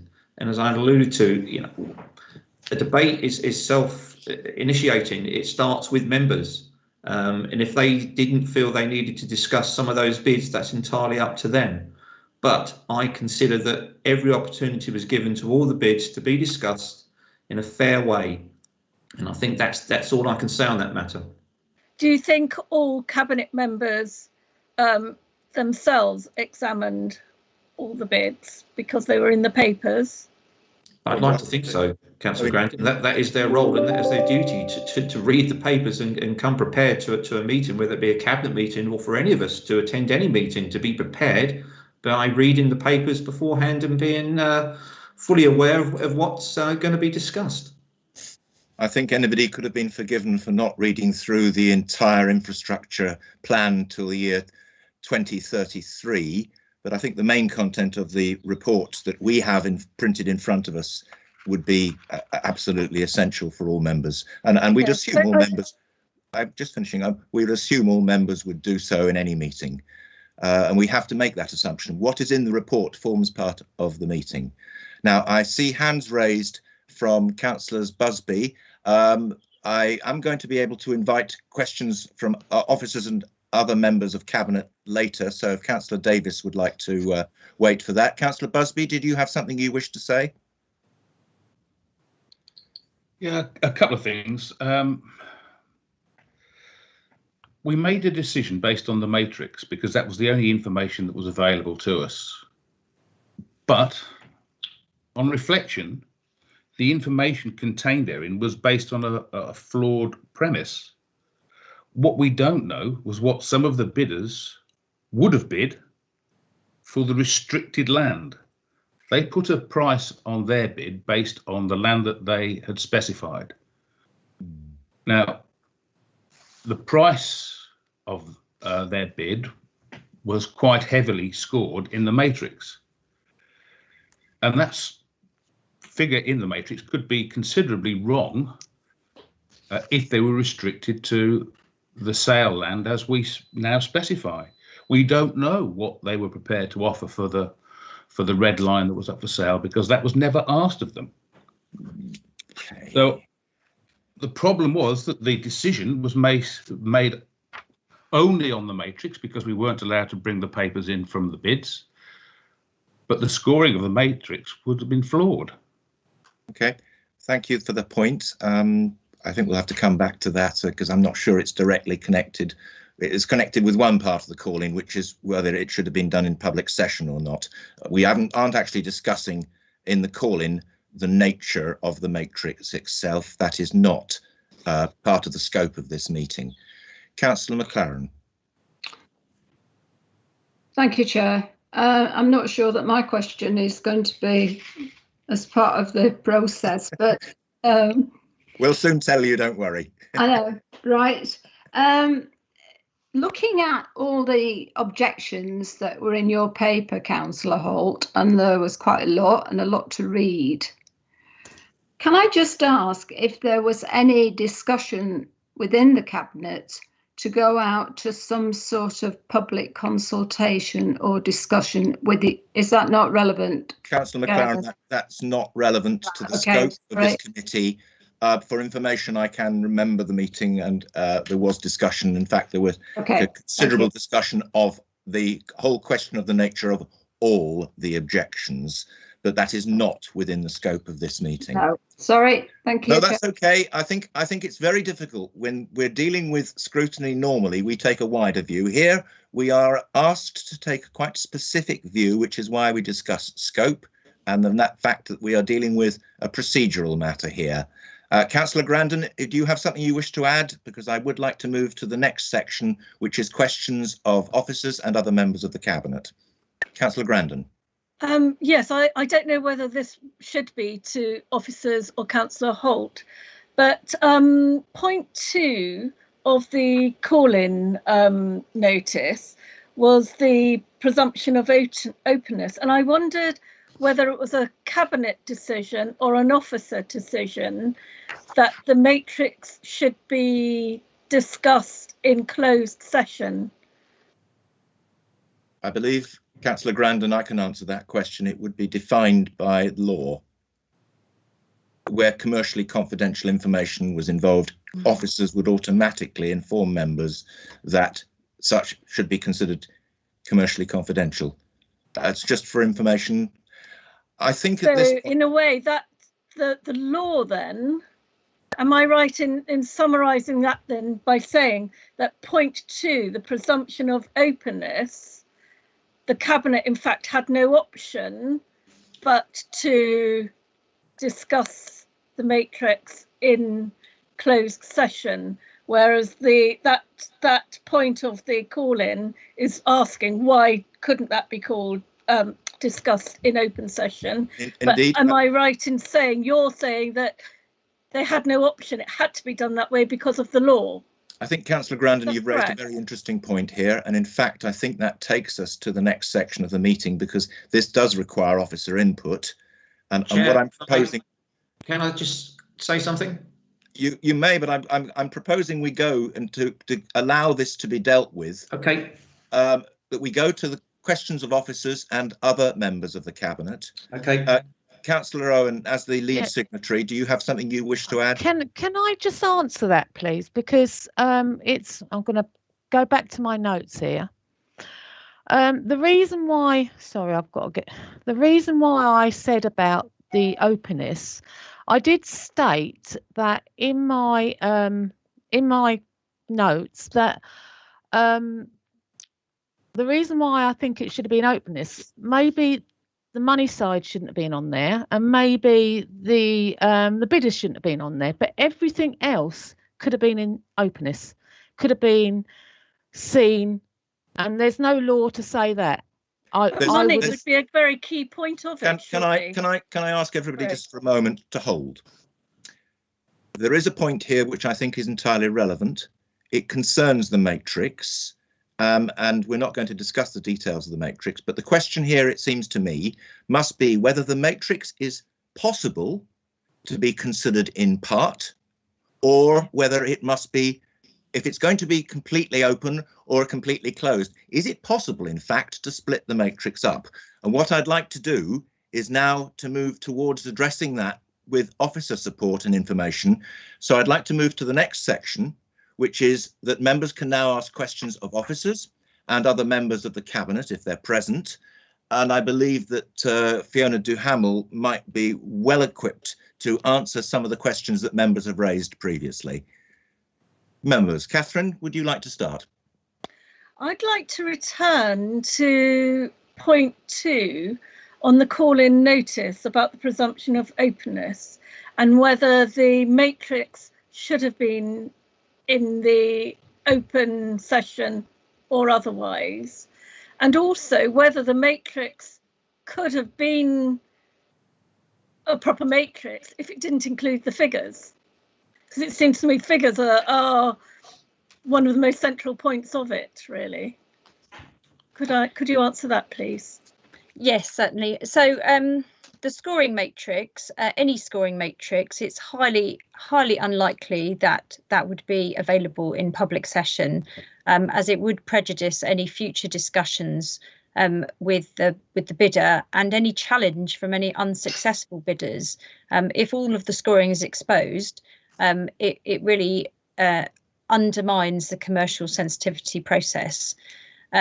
In terms of the second part of your question, which was around whether the amounts should be in, again, due to commercial sensitivity, it would be highly unlikely to publish the amounts for all the bidders because it undermines any future process. So whilst we're looking at the decision on the night, we also have to look at what the future discussions may be, and obviously at the appropriate time all of that information can be made public, but during the negotiation stage, and I would remind this committee that this is not a formal tender process either. It's a land transaction, therefore it's an informal process, and the scoring matrix was or rather the assessment of the bids and the development of the scoring matrix was done with the council's procurement lead, and all fully signed off by both her and the monitoring officer and our legal team. So it has been checked and rechecked in terms of due process. We'll have 2 follow-up questions, please. Go ahead. Thank you. Would the matrix be a matrix without the figures? Would it, could that be possible? And also, can you tell me what the difference is between an informal and formal bid, please? What the difference is to the whole process? So the scoring matrix, again, I think we're in open session at the moment, so I can't really go through the details of the scoring process. It might be possible to leave that to a later time. In terms of the difference between formal and informal, I don't have the list of differences, but essentially there's more negotiation allowed around the informal tender process. And actually, I could just pick up briefly, Chair, the item around the red line, which is, a number of bids actually asked for land outside of the red line. The decision we asked Cabinet to make was of the land within the red line, and any negotiation that happens after Cabinet may happen, but the decision on the night was strictly around land being sold within the red line. Thank you. I think that helps a little bit. I'd just like to raise one question with Fiona, if I may, which is, would it be possible to make a partial matrix public? Would it not, in fact, be the case that anybody with a little bit of nous could take the information that was presented and make their own deductions, whether correct or incorrect, but make their own deductions on the basis of a partial matrix, which would itself have been breaking commercial confidentiality? Yes, I mean, taking the advice we took, we provided as much information as possible into the open report, and that goes in respect of the marketing process and the bidders, and also around the other part of the report, which is around objections. And you'll notice that every effort was made in that report, which is why it's so long, to put as much information in as possible. And it was the firm advice of officers, led by yourself, that the matrix could not be published in any form. Would that be a correct statement? Yes, as I said, there is a form of matrix in the public document. There's a table, but that's sufficient information for the purposes of commercial confidentiality. I believe Emily, when she talks later on, may wish to. Yes, to bring that I think that's very important. We will be coming to that statement. That's 4.4, the outline of the bid proposals received, which I think this actually rests very closely to the nature of the call-in regarding that. OK, does any other member have any questions for officers? Councillor Dawson, your hand is raised. Yes, perhaps Fiona can answer this. As part of the process, you've recommended that 100% of this goes back into ensure the creation of the new entrance.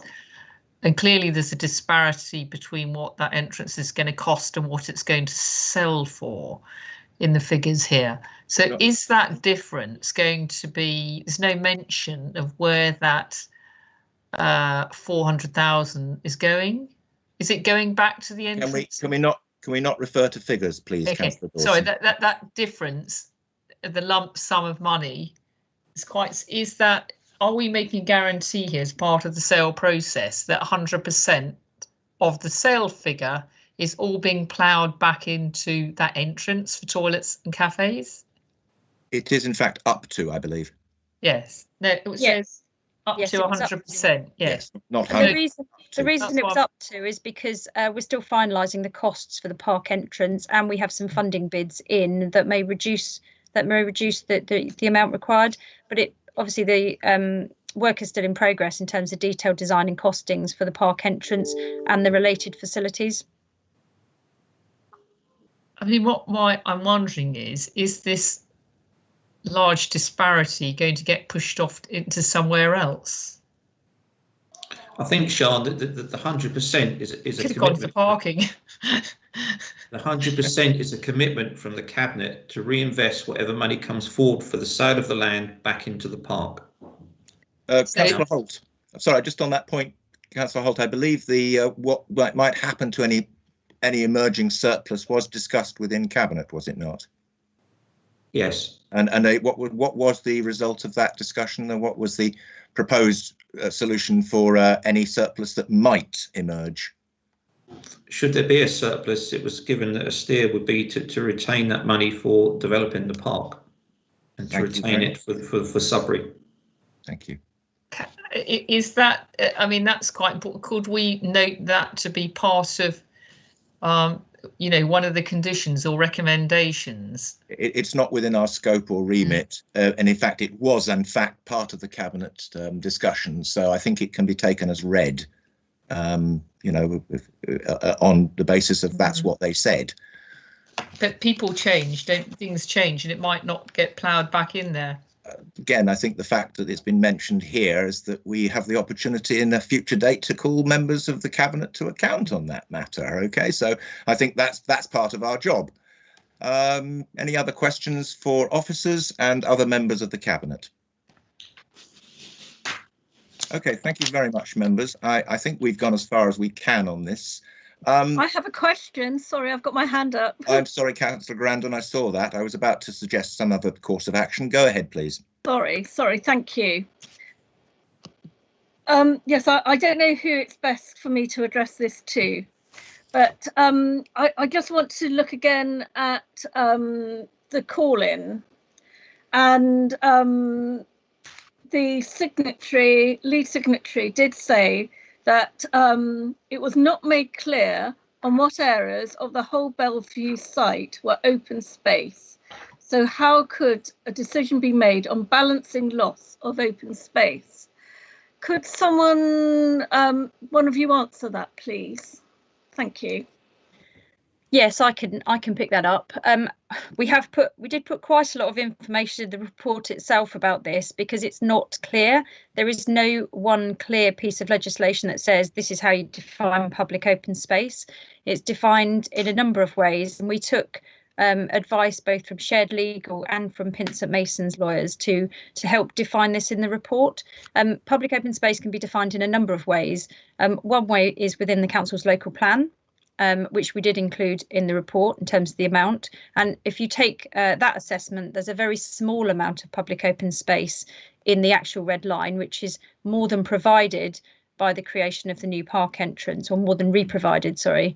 However, it's also, there's case law to suggest that historic use of, or historic public use of land is also to be taken into account, and current use of land. So if we take the assumption that the swimming pool site has in the past been used for public open space or public use, then that could also be included as public open space, even though it's not defined in our local plan. So like I say, there's not an easy yes or no or black and white answer, but that's where we directed Cabinet to make sure that they looked at the balance of the opportunities coming forward for regeneration versus the loss of potential public open space, and also mitigation that's been carried out in the past in terms of re-provision, for example, of swimming facilities elsewhere in Sudbury. So sorry, it's a bit of a waffly answer, but there's not a clear yes or no answer, I'm afraid. Okay, thank you.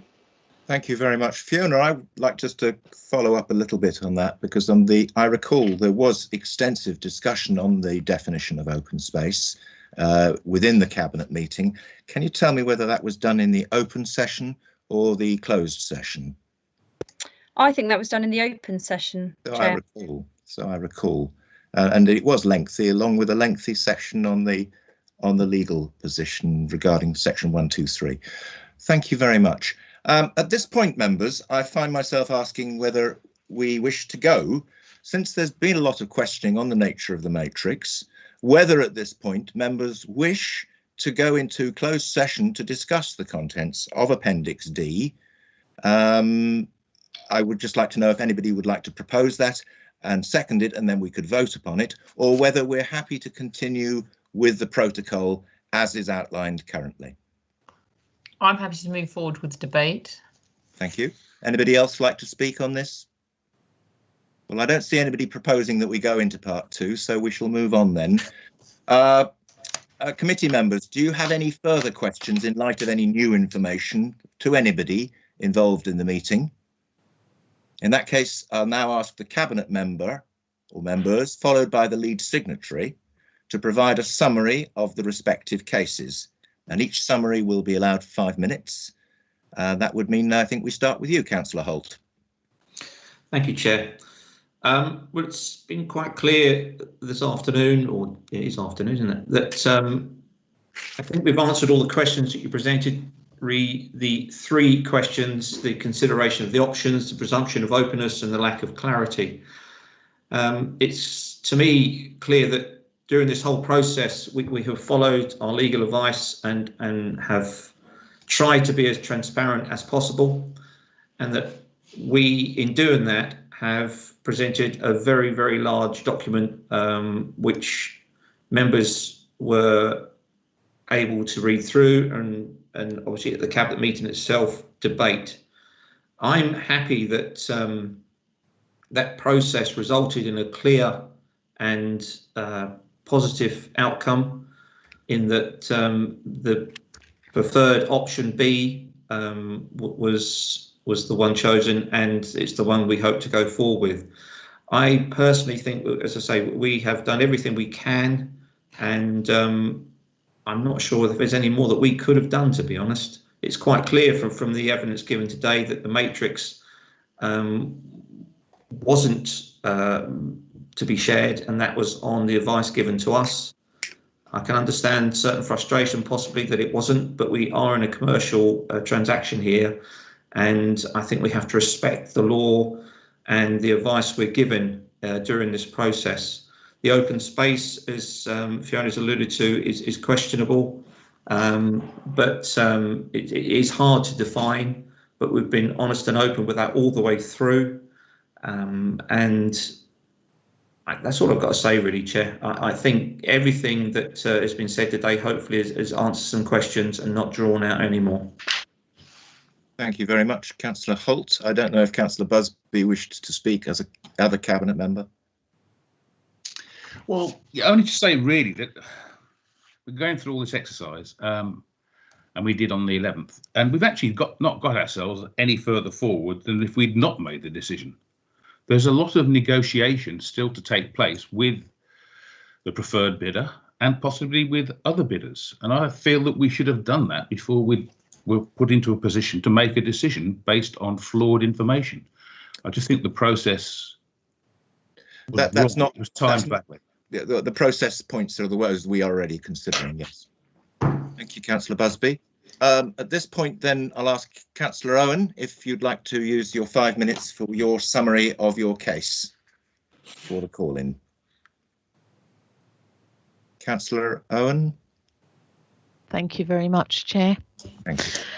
Right. Oh, sorry about that. Over there. Right. In the summary, we are asking overview and scrutiny to review the decisions made, taking into account the points we've raised, the key issues being the scoring matrix was not properly considered, not all of the bids were discussed, the scoring matrix was not open and transparent, the loss of open space was not assessed properly, the objections were not thoroughly heard. Cabinet agreed to sell the land within the red line at Appendix 8, but the bidder wants extra land. But this should be part of a remarketing process as it affects the bids that came in and the value of the land. Overall, the whole Cabinet decisions makings process was rushed. Hang on a minute, I think I might have something else as well. Right. How much weight is the scoring process was given to? Is it hard to see how retirement living? Oh, sorry, I shouldn't have said that. What evidence is there to suggest that we need for another? Blah. Right. Okay, I won't say that. That's fine, because there's certain things in confidentiality I can't say. I realise that. Okay. Thank you for your forbearance, Councillor Owen. I think we get into specifics because we're looking at the process here. Okay, if all both the signatory and the Cabinet members have completed their summaries, this would be the point at which I will now ask for the monitoring officer to bring forward their evidence statement. I believe this is actually quite crucial for our determinations today and will very much address the issues and the possible courses of action we are able, and I stress able, to take. Over to Emily Yule, please.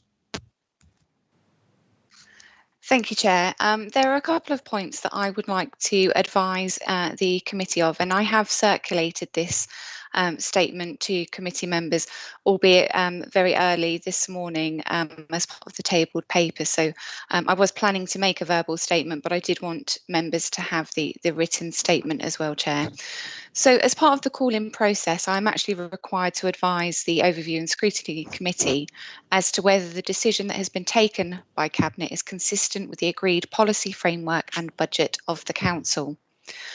Firstly, however, I think it is important to confirm that the decision to consider disposal of a site following a notice under Section 123 of the Local Government Act 1972 and to agree the sale of the site to a bidder for best consideration is an executive function as defined by the Local Authorities Functions and Responsibilities England Regulations 2000. Therefore, the Cabinet has acted within the powers afforded to it by legislation and confirmed by the Council's Constitution. I'm also satisfied that the decision made by the Cabinet is consistent with a number of the Council's major policies, including the recently adopted Strategic Assets Management Plan, and is within the agreed budget. I would like to reiterate points made by our colleagues and Cabinet members around the legal advice that has been sought. The Assistant Director for Economic Development and Regeneration has taken comprehensive legal advice from both external sector experts and from the in-house legal team. This advice covered the process for the Section 123 notice and the consideration of objections, and also the mechanism for evaluating the bids for the site.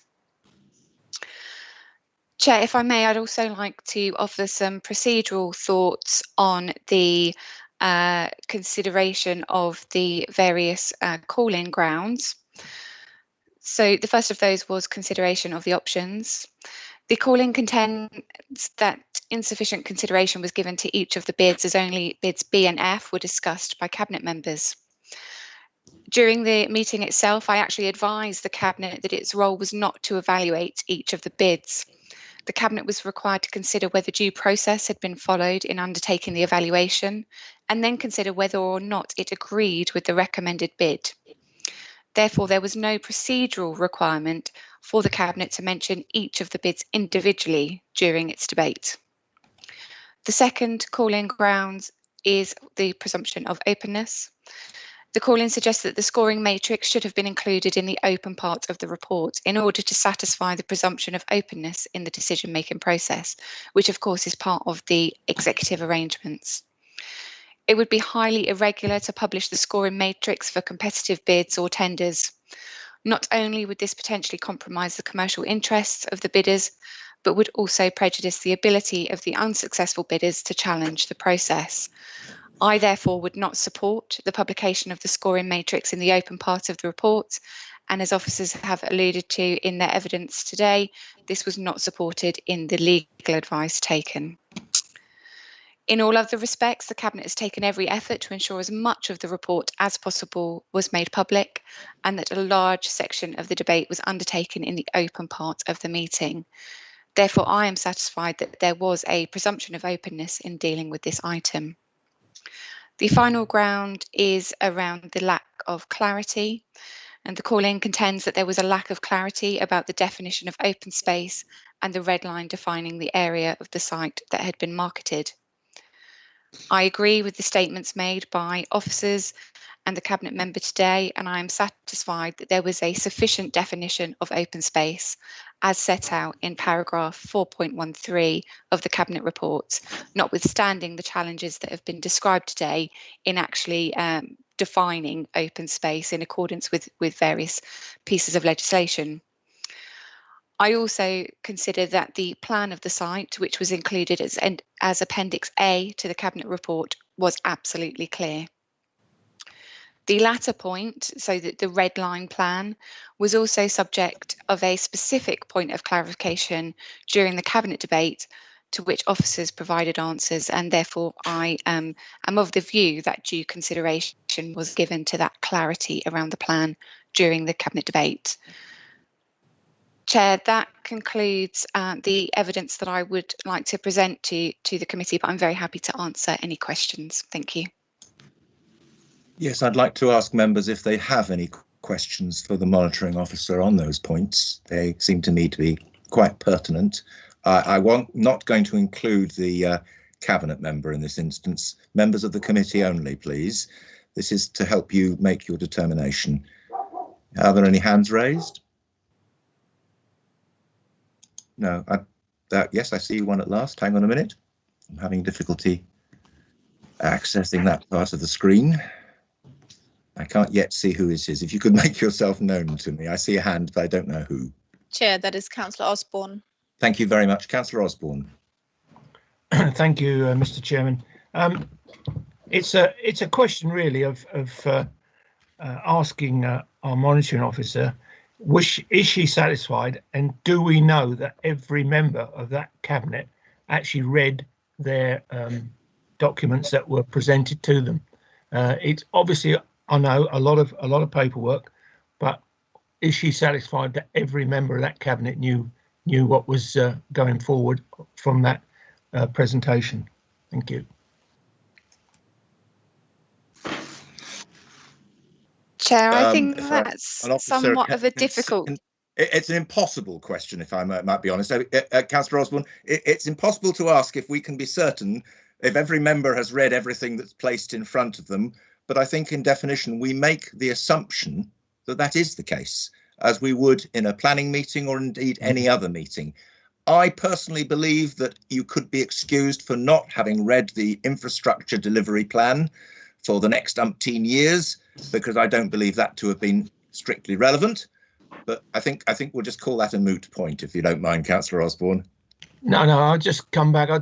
I'd like to thank Michael Holt for an answer that he gave previously, but it was just a concern that there are a lot of papers, and it was just a concern that, and to ensure that you had members there that actually had read those things. They're not, they're always going to say, I hope they're always going to say, yes, I did.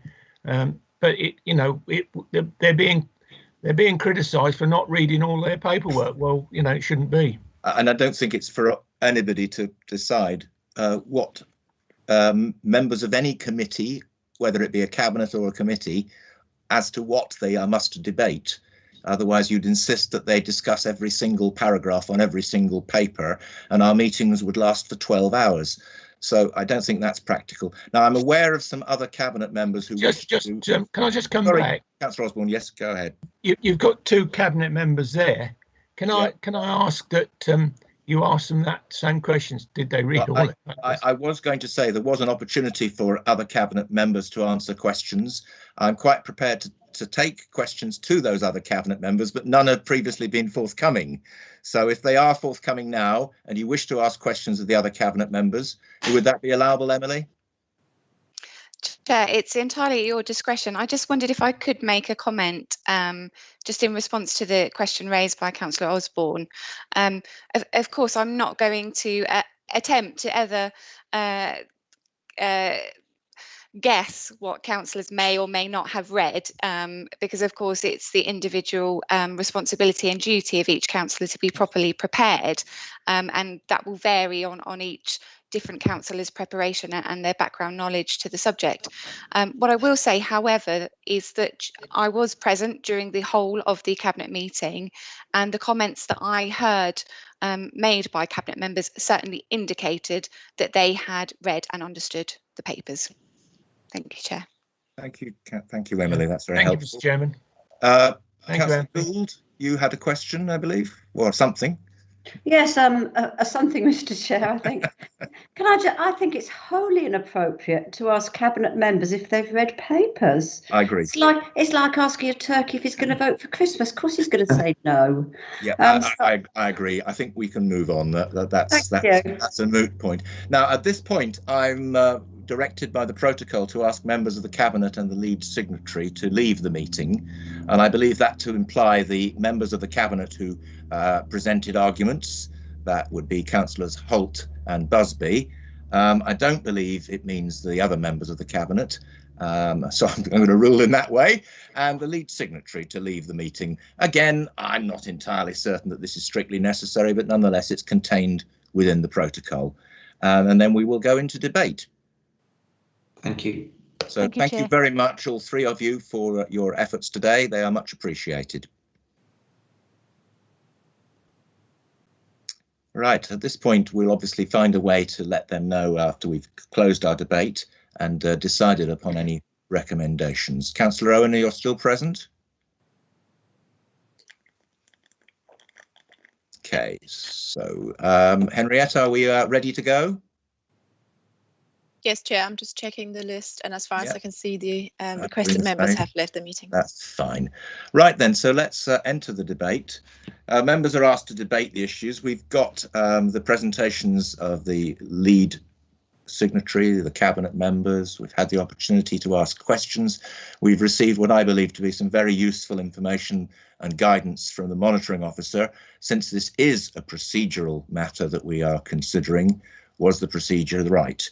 And we're asked to debate the issue, and there are three potential courses of action in the consideration. One is to refer this back to the Cabinet for reconsideration, together with any observations. The Cabinet would then take a final decision, and that decision would not be able to be called in.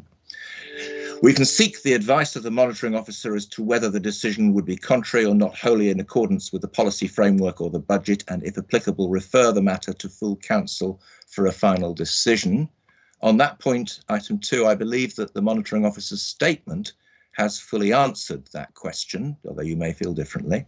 And 3, the other option is that the decision be upheld and implemented immediately. So over to you, members. Please to open the debate. I have Councillor Grandon.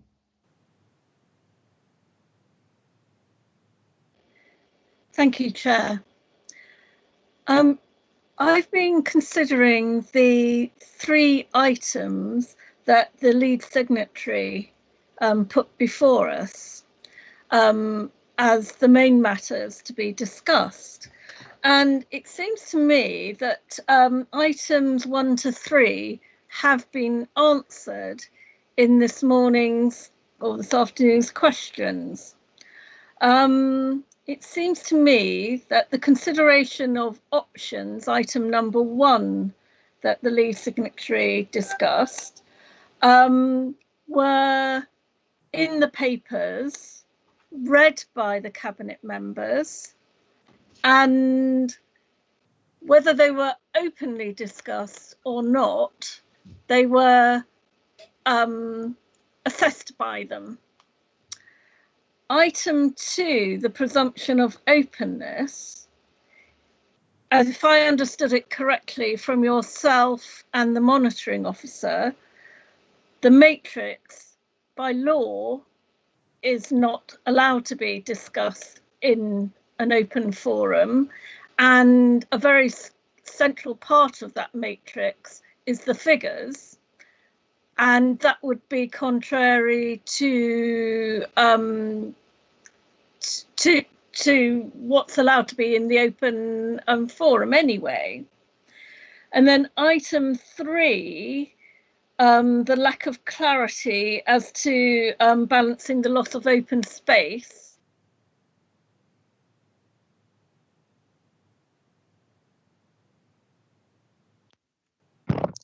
You appear to have frozen, Councillor Grandon.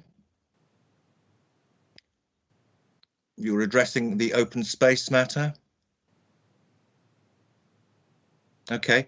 For the moment, if Councillor Dawson is present, perhaps we'll move to Councillor Dawson and hope to come back for Councillor Grandon to complete.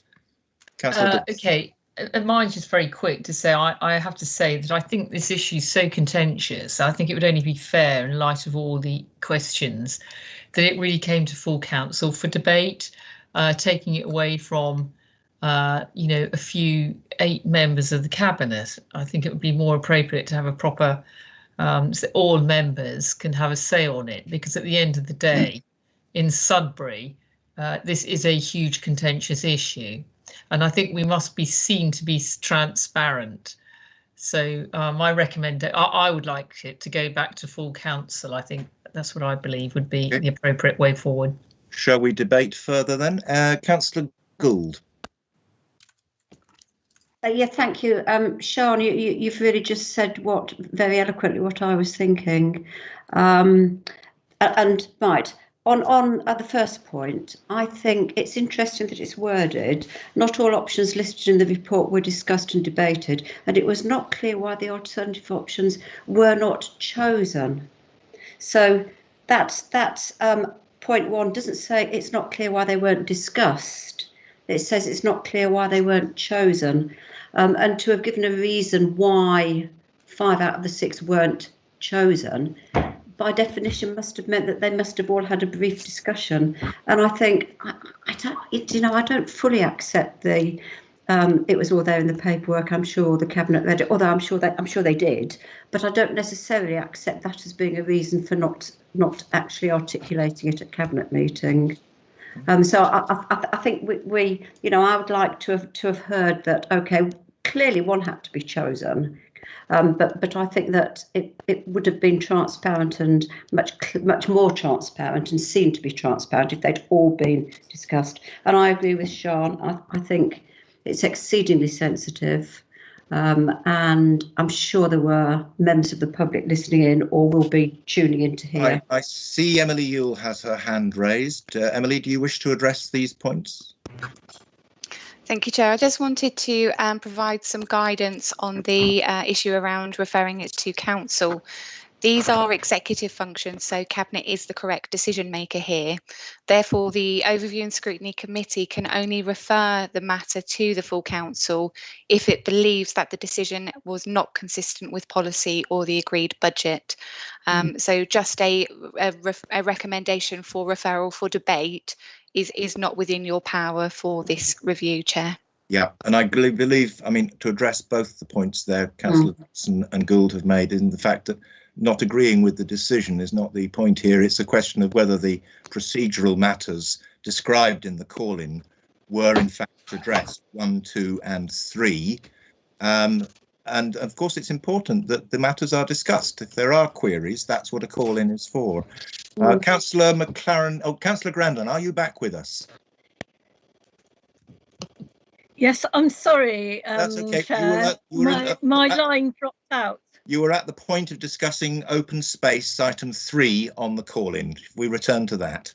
Oh, I got that far. Good. Yes, you had. Thank you. We had you up until then. So.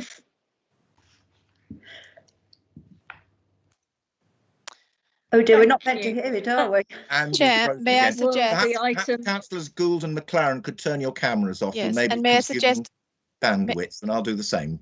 Can you hear me? Yeah, we can. Can you hear me? We're just getting some cameras turned off. We can hear you. Thank you. You might be best to turn your camera off as well. Yes. Okay, thank you. So I was just going to say that for me, item 3 were discussing balancing loss of open space was probably the area that was least answered. But it seemed to me that in our presentation today that can be not properly answered. And so while I agree with the lead signatory that that balance of open space was not properly answered in the meetings, it seems that cannot be done. So while there's a question mark on it, I think there always would be. So for me, I would say that the 3 items of the call-in, the 3 matters to consider, have all been answered and justified today. Thank you very much, Councillor. Yeah, that's fine. I've got that. Fine, Councillor. That means I had Councillor McLaren up next, and then Councillor Dawson, and then Councillor Osborne. Thank you, Chair. I've got to say that I felt, in terms of this process today, I felt satisfied with how the process had been undertaken by the Cabinet. However, I have to say that many of the questions I had leave some doubt in my mind, but it has nothing to do with this meeting. But I did have more questions about what had happened at the Cabinet meeting. Thank you. Okay, thank you. I think we'll just have to stick with the scope we have. Councillor Osborne and Councillor Dawson. Councillor Dawson, you've spoken already, so I'll let Councillor Osborne go first, if you don't mind. Yeah, thank you, Mr. Chairman. First of all, I tend to agree with Councillor Grandon. I think that those particular areas that were covered adequately by the officers, and in particular our monitoring officer Emily Yule. I cannot see any reason why, you know, there are obviously going to be question marks, but I'm afraid I just don't think that the problems that are there have been answered correctly, and I respect exactly what they've said. I agree with them. Thank you. Thank you very much, Councillor Osborne. Councillor Dawson. Yes, the reason I'm sort of because I believe that my questions that I want to ask haven't been answered in this forum, and so I think if there's a proper debate about it, and for transparency reasons, I think this should come to full council. What? I'm not allowed. Sorry, I'm not.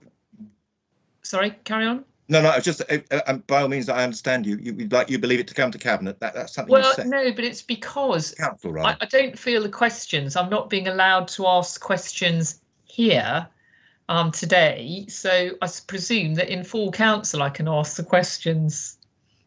Well, that's the issue. I'm not able to get back what it is.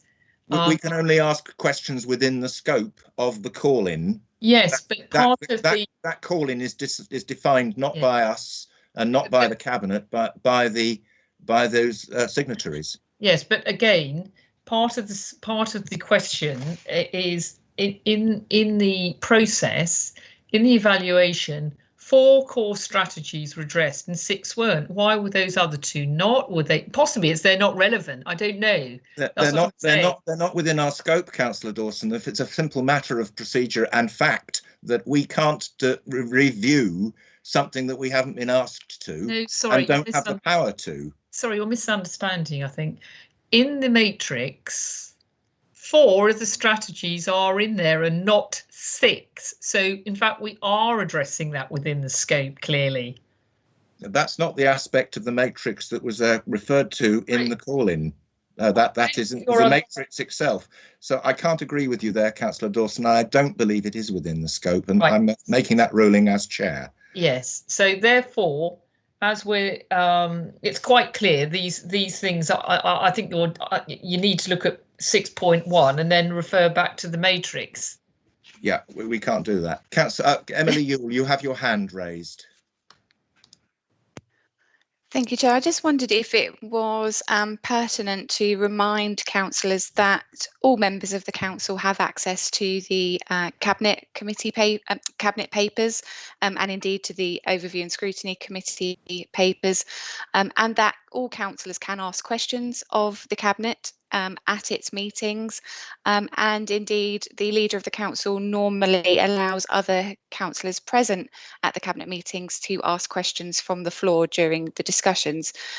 So actually there is opportunity for councillors to raise these points before the decision is made during that cabinet discussion. Thank you, Chair. Thank you very much, Emily. I've noticed that Sue Ayres, Councillor, has her hand raised, but I'm afraid, Councillor Ayres, this is a debate for the committee alone. So we'll move on. I'd just like to make a few comments myself, and perhaps we can begin to draw to a close in quite a matter of some. Yes, there's concern. Yes. Am I able to come back on Emily's comment? Sorry, Councillor Dawson. Am I able to come back on Emily's comment? I believe so, but please. Yeah. Well, I take on board, Emily, fully what you're saying. However, you know, the cabinet don't listen to, is my experience, and that's why I think it should be openly discussed, because it's such a big issue. Councillor Dawson, that's not what we're here to discuss. And no, exactly. But I mean, the point is there isn't really a forum for us to discuss this, and that's why it should come to full council. I think it's the nature of cabinet government, and I think that's something that we could address in a wider issue within council, but I don't think this is the place. So no, but I'm giving my reasons why it should come to full council. Absolutely, but I'm afraid the reasons aren't something we can discuss here and today. I think that would be appropriate elsewhere at a different time. All I will say is that I think I've attended Cabinet consistently for the last 3 years. I don't think I've missed more than one meeting, and the opportunity does exist for members to be aware of Cabinet considerations. And I can say that I have sat through this subject and I recall all the points raised, both within the call-in and within general discussion actually being discussed at length. All the objections that people still hold. Fine, it's quite reasonable not to agree with the decision, but it's okay. Don't worry. Yeah, I understand. Yeah. So sooner or later, a decision has to be made. This is basically my contribution to the debate. So all I will say is that I believe that 1, 2, and 3 were addressed. The consideration of options was there. It was present in the report. We are not there to describe what Cabinet must or must not discuss. The presumption of openness, it's not, in my view, possible to publish in open session a partial matrix. 1, it would serve no purpose, and 2, it would be easy to deduce content from whatever information was supplied. And 3, I think the matter of open space, I don't think there was a lack of clarity any more than exists within the very definition of open space.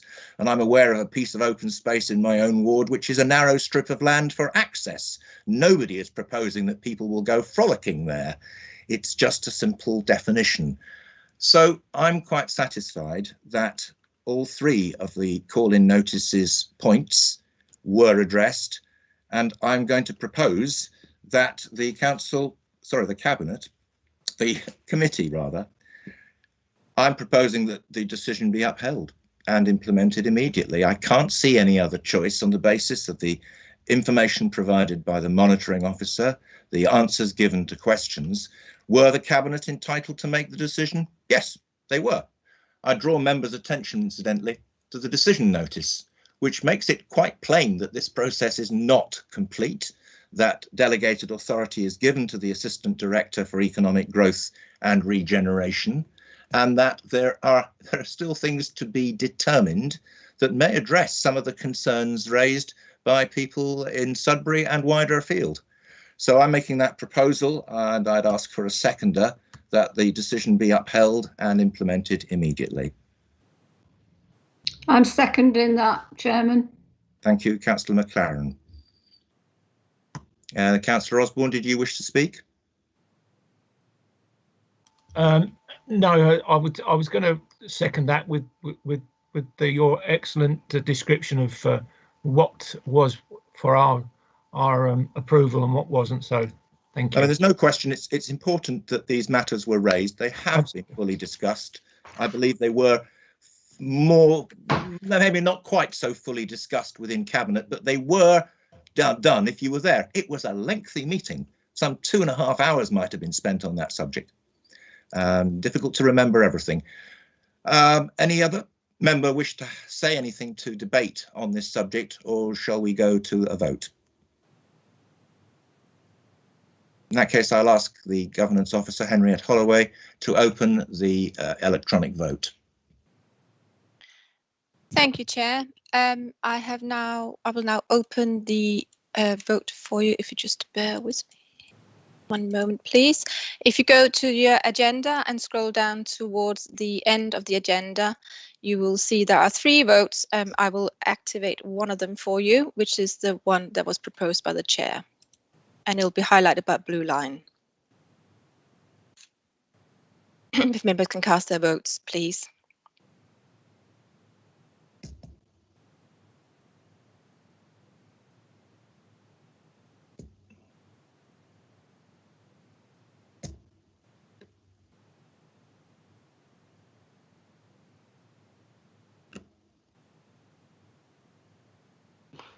Mr. Chairman, can you just clarify the voting position on that, please, of what it was? I must have missed it.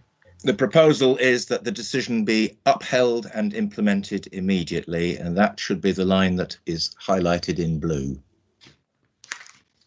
Thank you very much. Thank you.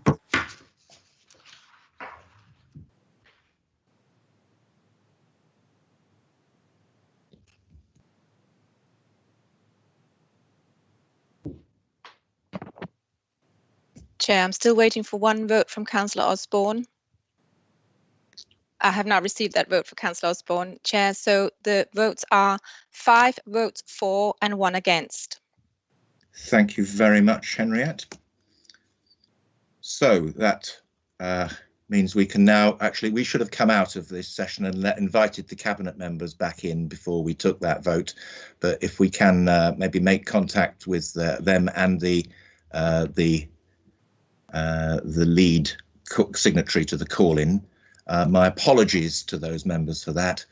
Perhaps we go back into open session, but I think that concludes the meeting today. Thank you very much for your attention. It was an exhaustive process, but I think we did the right thing, went through all the details, went through each of the points raised under the call-in, and we were clear in why we made our decision. The next joint overview and scrutiny committee meeting will be, as previously mentioned, in May, I believe the 24th at 9:30. And at that meeting, I believe we'll be carrying out an annual review of the work of the Overview and Scrutiny Committee. Thank you, members, very much for your time. Thank officers for your time and effort. And I will see you around some other time.